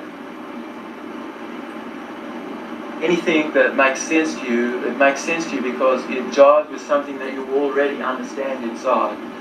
So pretty much by the age of 6, I would say that we're understanding the essence of the universe. And after this time, we're learning to articulate what it is that we know inside, what we understand inside. So another meta program would be sorting for likeness. What is it about what is being said here that makes sense to you? What is it that matches your experience? So you are sorting for match rather than mismatch. The main thing here is this simply, and that's that sometimes a person has a meta program, a way of sorting information where they are polarizing. They polarize on a regular basis. And this is their way of sorting information, because without polarizing, they wouldn't be able to have that state of anxiety to really arouse themselves, for memory retrieval. And what I'm sharing with you is that this is a limited strategy, because it's involving epinephrine, which is a substance which vasoconstricts. So sorting for likeness and feeling and sorting for openness. Mostly when you move around and you exercise, acetylcholine, which is the major neuromuscular transmitter which enables my muscles to move, this is the major neurotransmitter in the head and the septal region in the brain. So there's a little bit of a spillover so that we feel fairly excellent in our ability to be able to handle stress. Because acetylcholine is helping our ability to be able to tune into the septal region in the brain, which is responsible for pleasure. So when you are feeling really excellent about something, you can't be feeling negative about it at the same time. That's impossible. But you can have a kind of a cheerless sort of a happiness.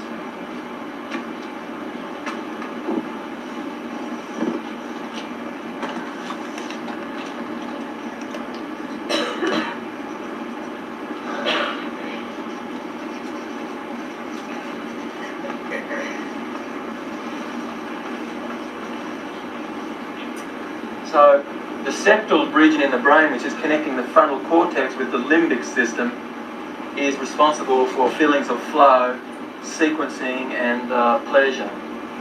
And the version, the tegmentum and the amygdala in the brain, which are close to the brainstem, short circuit the front cortex so the person doesn't have the ability to sequence and plan things to the same degree.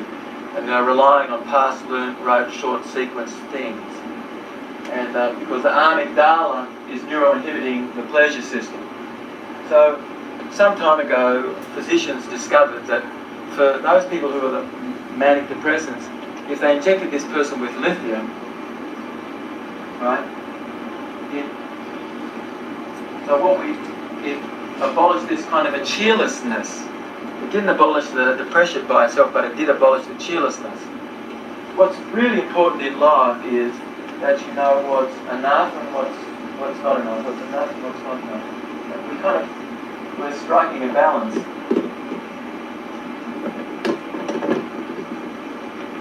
That's what's important, that we have this polarization. And what you know is that there's degrees of aversion. So it's possible for someone to still have this polarization occurring in the aversive system. The person could be having this cheerless kind of happiness where they're joking about something that's actually negative. for humour. And so what happened was the person was injected with lithium and it abolished the cheerlessness. So the person had to re-access again the septal region of the brain, actually to be able to have this. The person had to access the septal region, the pleasure centre of the brain again. So the work that we are doing very much is about how do we do this experientially with the person without having to give them a pharmaceutical to do this, because the brain is the largest pharmaceutical agent in the body.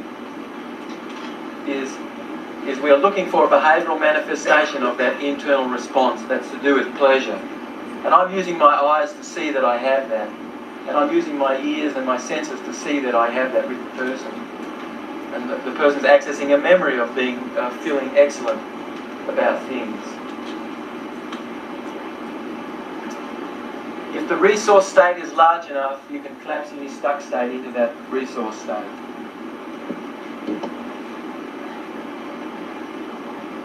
So let's just say that somebody's feeling down about something and you go over there and there's something that you say that makes there's some humour, it's really hilarious, something becomes really quite hilarious about something that happened. And you laugh and laugh and laugh about this thing.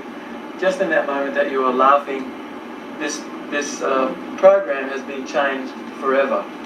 This memory about whatever it was that was stuck, keeping you stuck, has changed forever. So if you can remember having an argument with someone about something and you imagine that you can see this person having an argument with you out in front of you, and they are arguing away with you, you can see that they're arguing and they're carrying on, and so then what you do is you run a little circus music in the background. You hear this dum dum dum dum dum dum dum, you know, and it becomes funny because actually the context has changed, and that once that moment has happened, that memory has changed forever. If the resource state is large enough, you can collapse any stuck state into that resource state. So the work that we are doing, one of the principles of whole brain functioning is that we would elicit a resourceful physiology.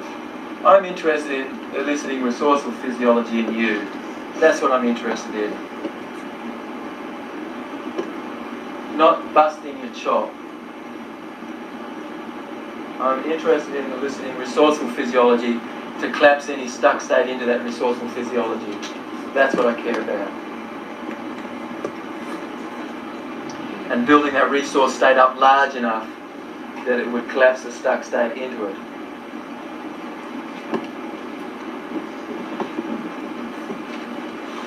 So to sort for likeness,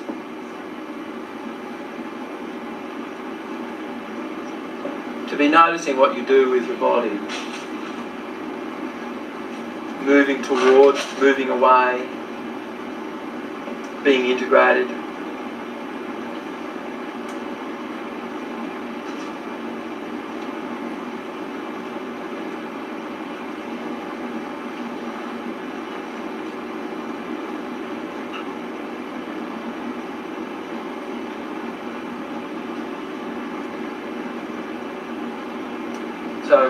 So that you listen with soft eyes.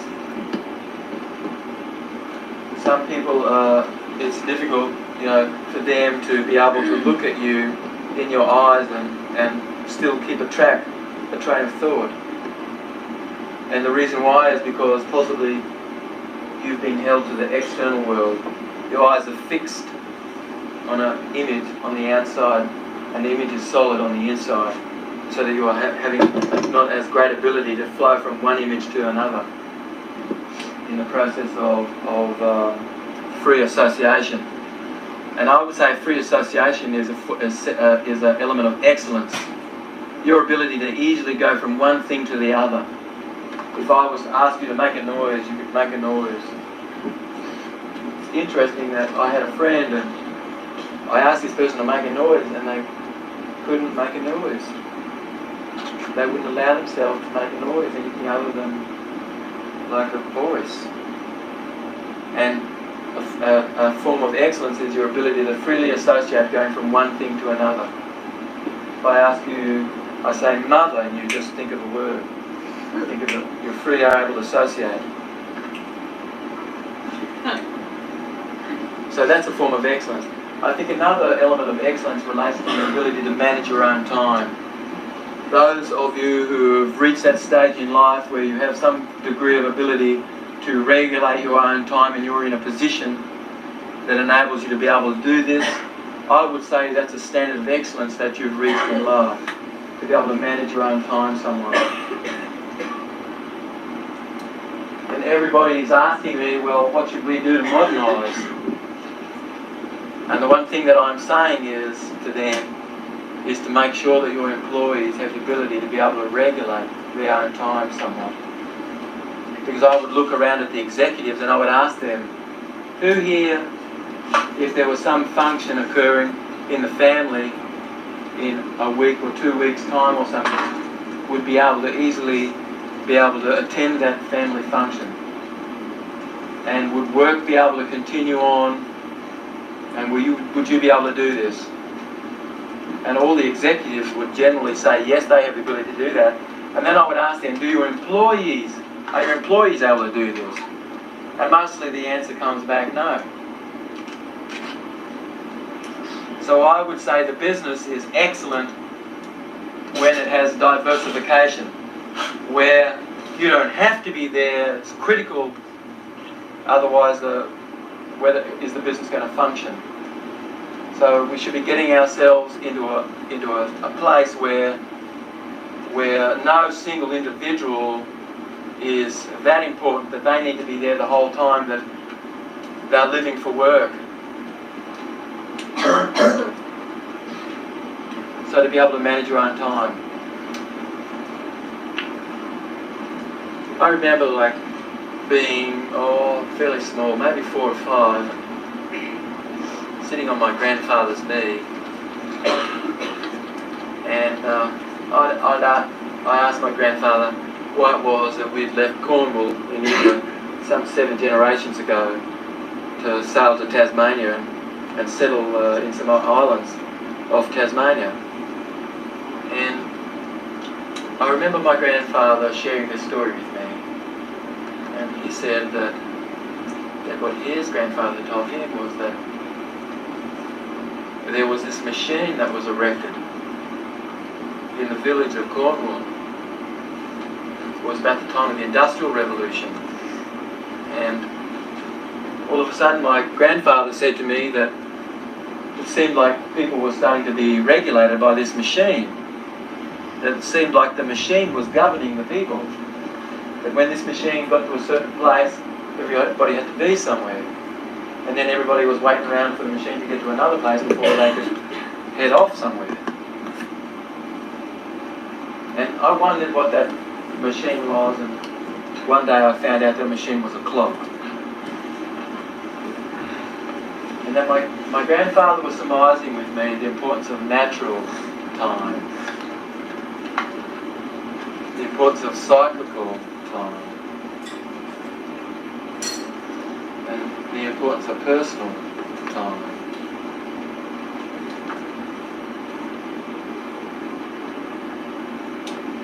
So here's this person lying in bed, and the doctors are measuring this person's blood cells, are measuring this person's pressure, blood pressure, they're doing urine analysis, they're measuring this person's temperature, and they're doing all these things that they can measure. Meanwhile, here's this person lying in bed, their internal contracted sense of time, much more the cause of their illness than any of the other measurable data, which in itself is unmeasurable, is going unnoticed completely.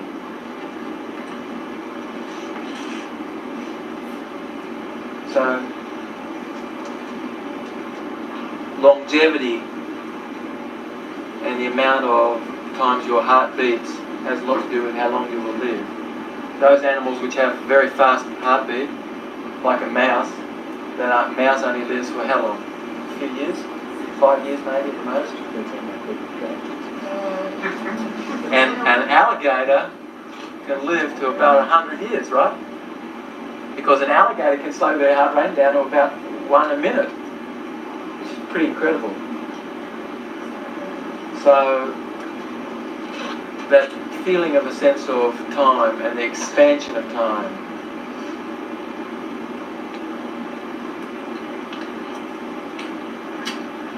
So the physiology of excellence really is that ability that I have to come in here with resourceful physiology. Listening to this rather than sapping the energy around you because you are chatting with your neighbour.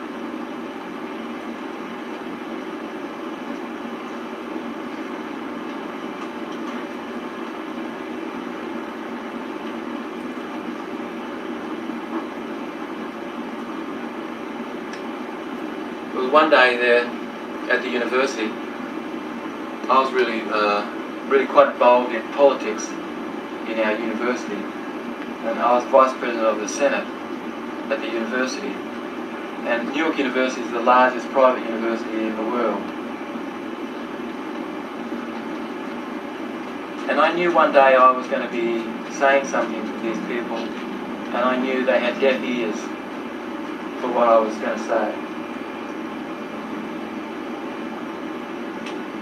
I knew that the university was going to take an action and was going to create starvation somewhere in the world because of this action they were going to take.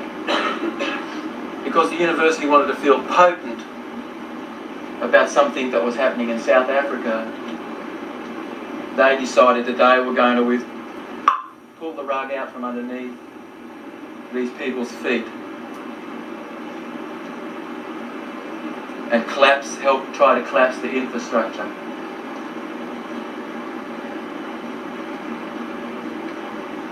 And I think primus non nocere, which is first do no harm. What I knew was this action that the university wanted to do was going to help collapse the infrastructure there. What I knew was that the people in Ndola and Zambia were not going to be able to sell the little fish, the penta, that they catch because the trickle-down effect would never get to Zambia. And what happened was I got a letter from someone in Port Elizabeth in South Africa, and they said to me that they're on the breadline. 1,500 families all lined up because a plant from the United States closed down.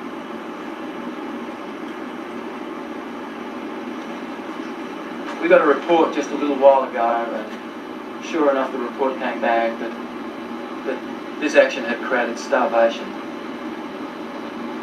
But everybody wanted to do this. Everybody told me to shut up and sit down. They didn't want to hear me talk about the effect of the act they wanted to do. Because everybody was committed, they were going to go ahead and do this. So I shared this with everyone, and everybody was silent. But before this day came around, everybody was telling me to shut up and sit down. Kind of. And so I was feeling compromised in my heart. I very much know what's happening in Africa.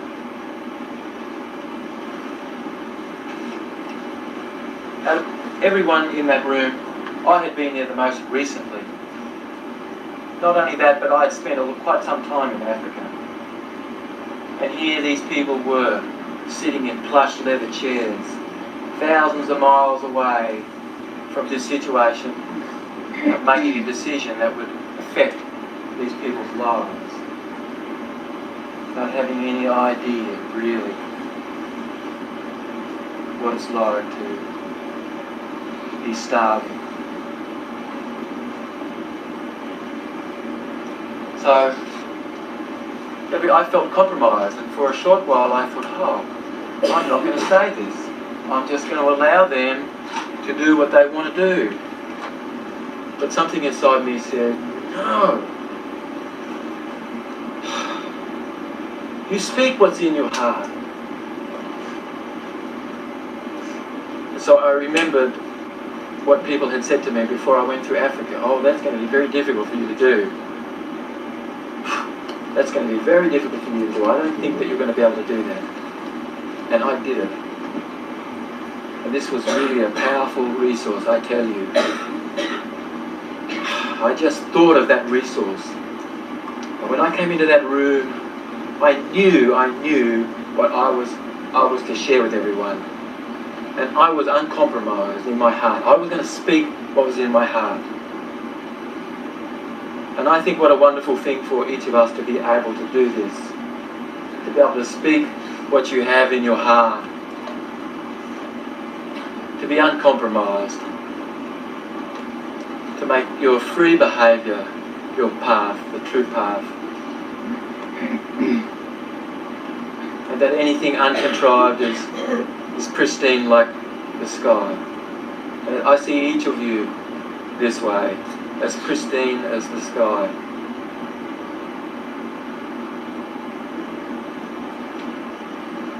Alright, let's break for lunch. What is the time, by the way? Can you tell us what you said today? Can you tell us what you said today? Yes, I basically shared with them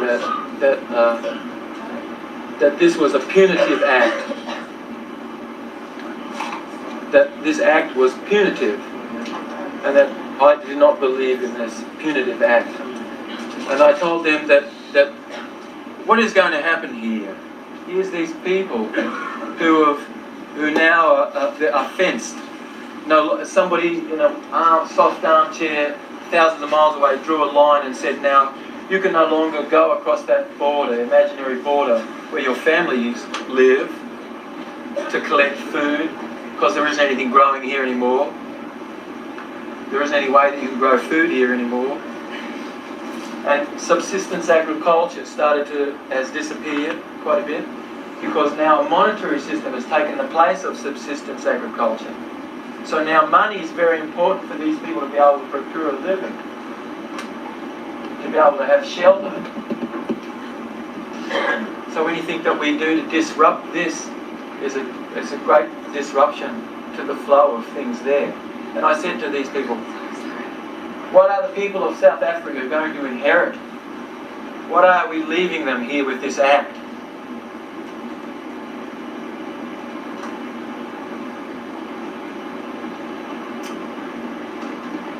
I knew emotion had already gone through and everybody was really committed to disinvesting, which was quite a large sum of money our university disinvested. Out of $700 million operating budget a year, 3% of that's quite a bit of money that we disinvested.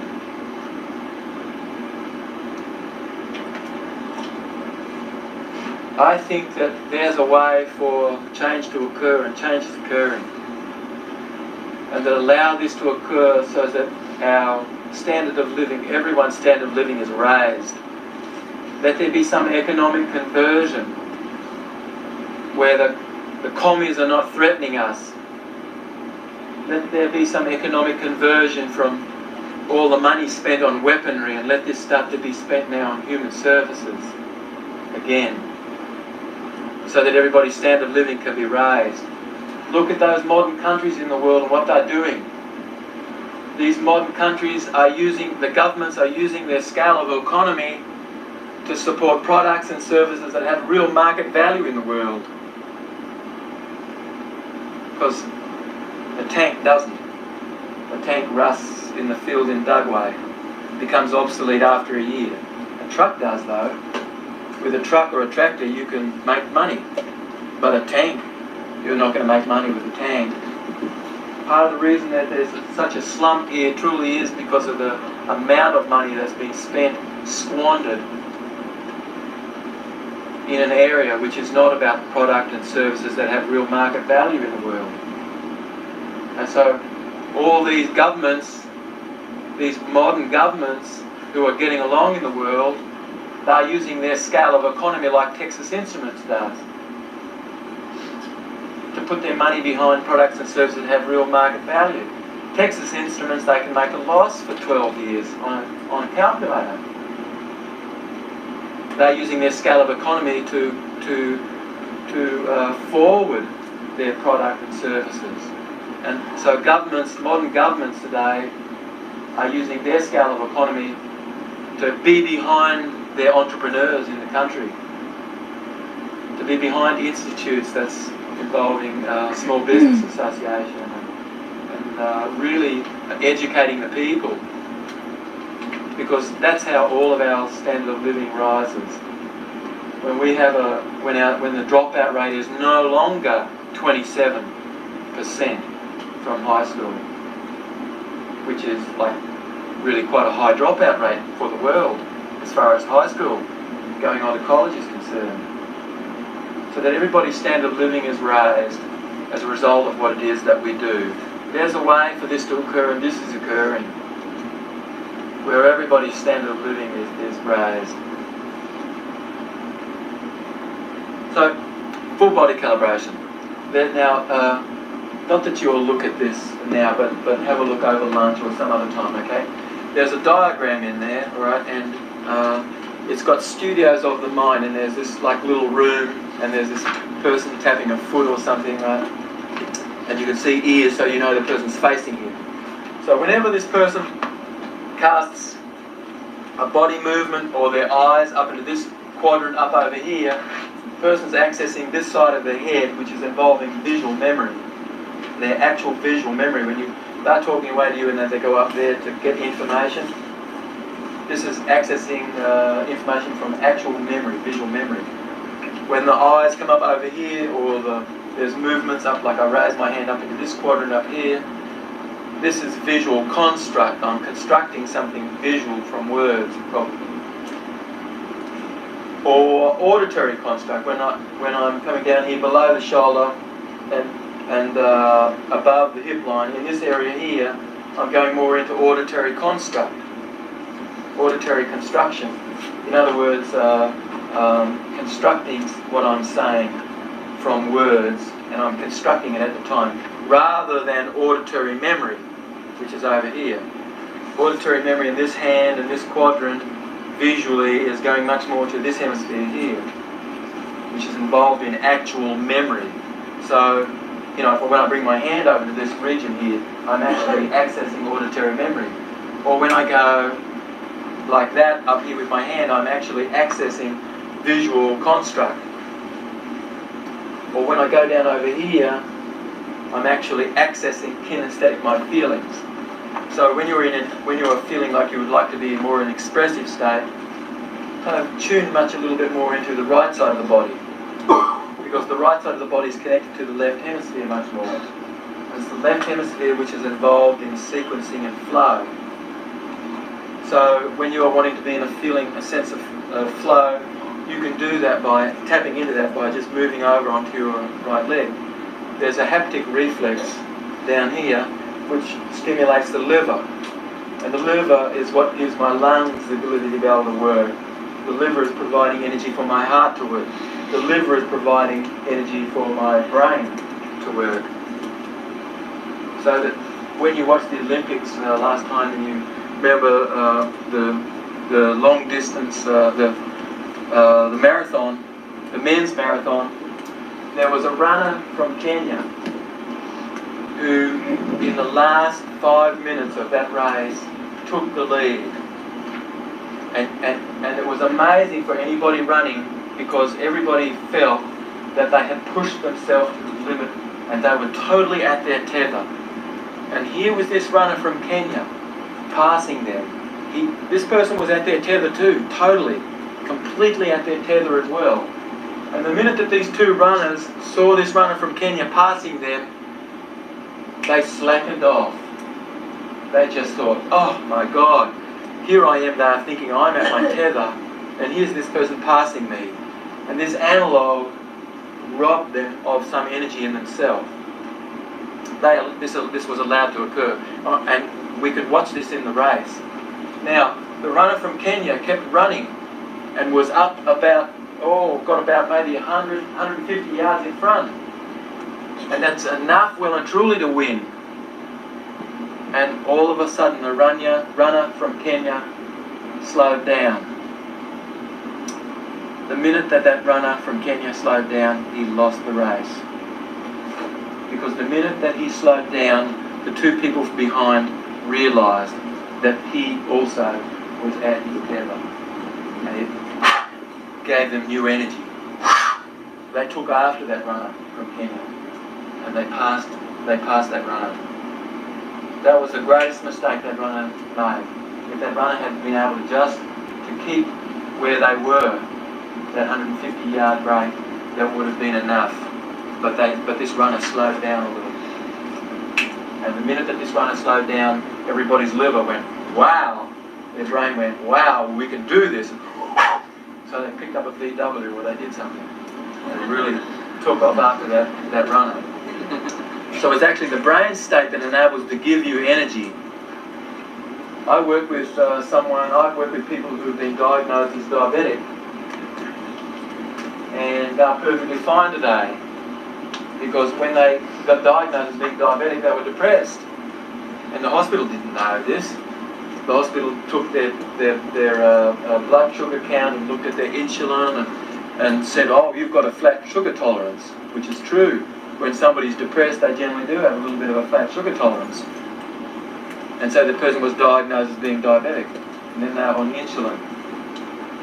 And so the diabetic, possibly, there was something where inside the person's psyche that wanted to act on something, and yet there was something also suppressing that want to act. And these two things together create a slow release of insulin from the pancreas, so that the insulin depletes the blood of blood sugar. So the person becomes hypoglycemic. And so that when they eat something, then their pancreas has already released most of the insulin that was there. So when they eat something, they don't have the insulin to be able to convert that blood sugar. And so then they become hyperglycemic.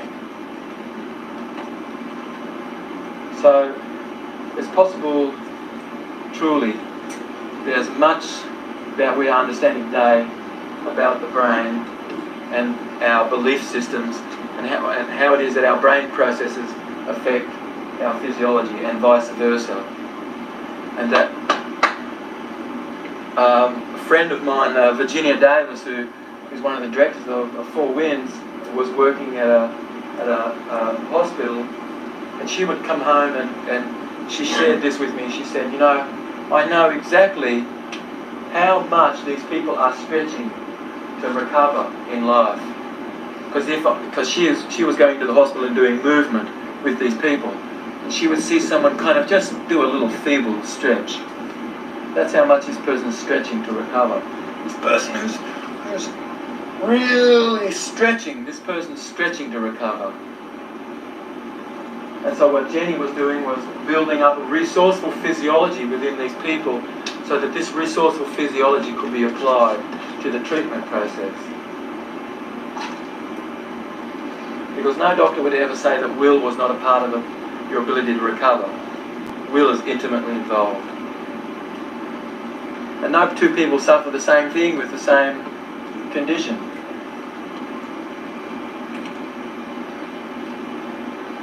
I do a session on belief systems and immune functioning, and some of this information is kind of just starting to get into this area on how our belief systems affect immune functioning.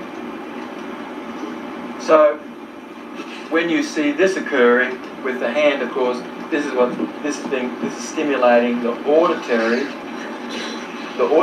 aspect of my brain, because it's more here, and actually it's asking in auditory, it's going into kinesthetic, and it's coming out of feeling, and it's going and it's exiting in auditory. So this movement is stimulating those senses in the brain. So there's a way for you to access your ability to remember somebody's face. You could hold a picture up, or you could remember seeing their face here, and then you could see maybe their name printed across their forehead. You could say their name as you saw their name printed across their forehead, and you were looking at it up here, and that's going directly into visual memory. It's possible to use this information for advertising, because mostly if you are looking at a painting that's been done, people are signing their name down in the bottom right-hand corner generally. And it's down in the bottom right-hand corner, which is our kinesthetic motor sequencing, our feelings are down there. Whereas down over here in the bottom left-hand corner, like if you saw this happening down here, alright, this is indication of internal dialogue.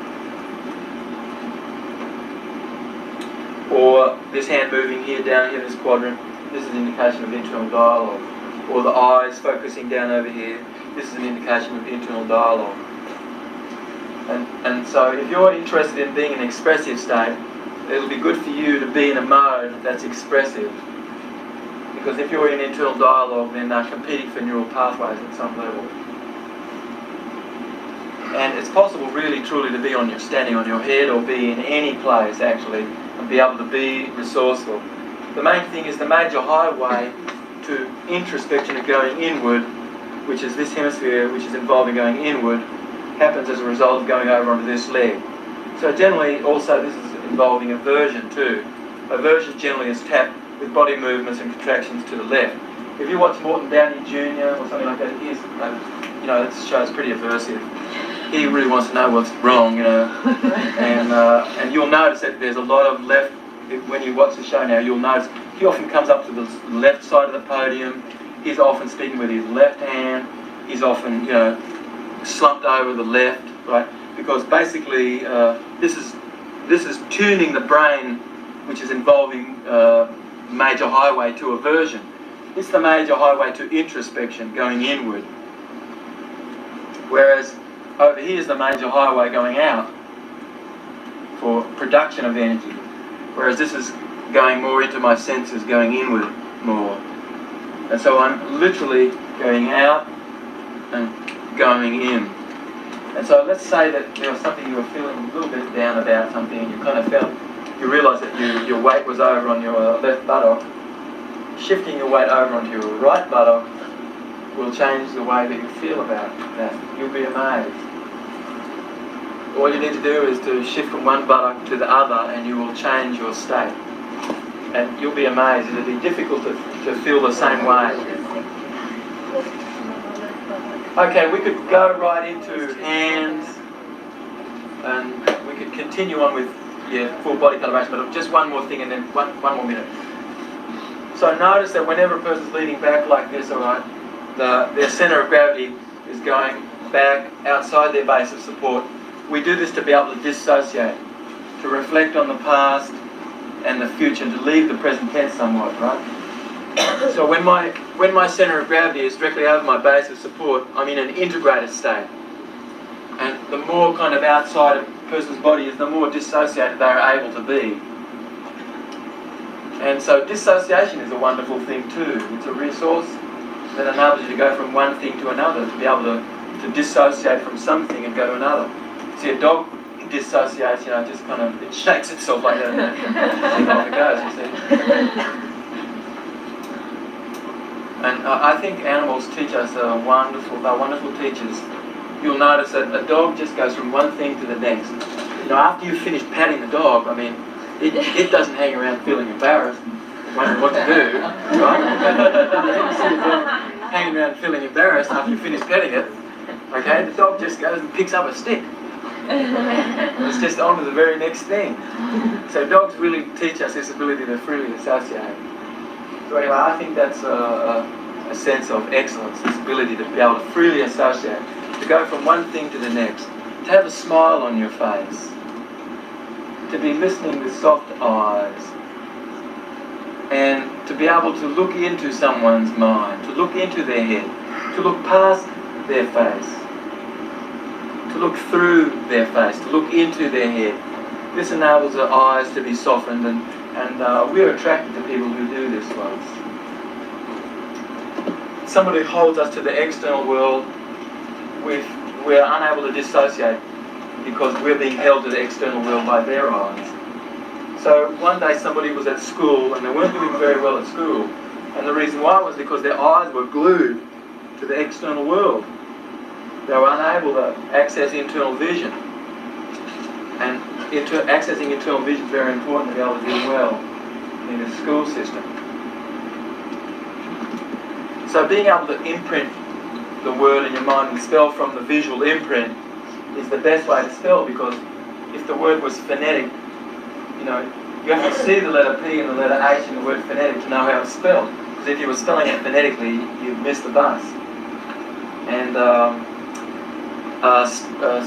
Spanish and Russian and other languages are much, much more phonetic, but English is a very visual language. So the best spellers in the world visually imprint the word and then spell from what they've seen in their mind's eye. And that you have the ability to be able to visualize. And to be able to visualize is really involving a sense of lightness that you feel in your body. And that the pressure on your spine, because you know, you see someone walking around like this, like, what about someone who's kind of walking around the place like this? You really know something's heavy going on there. No, well, what about the person who's kind of, you know, hi, how you doing? Now, I'm really exaggerating this, okay, because it's very subtle when you see these things. But what was going on there? Yes, a lot up and down in this person's life, that's true. Because at the subtlest movement that we see is an indication of the deepest seat in the unconscious. And what about a person who's kind of walking around like this? What about that person? A lot of lateral movement in this person's life. There's been a lot of lateral moves probably in this person's life. And this person's kind of increasing their territory, you know, by moving this way. Now, well, what about the person who's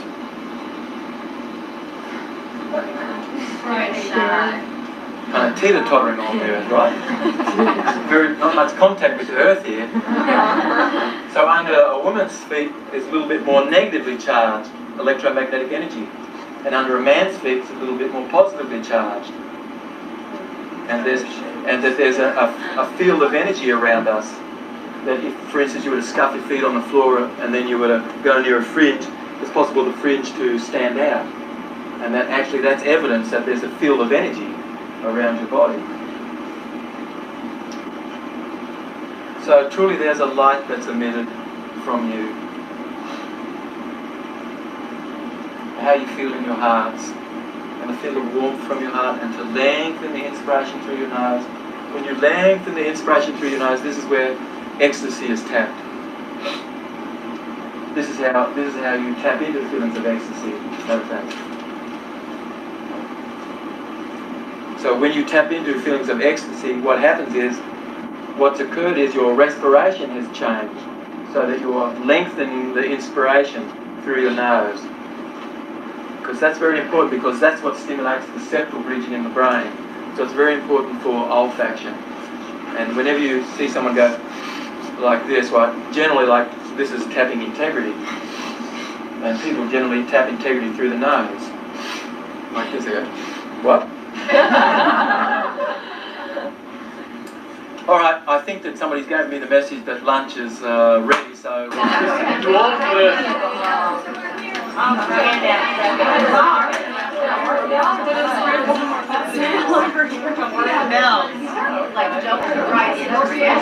Is it me?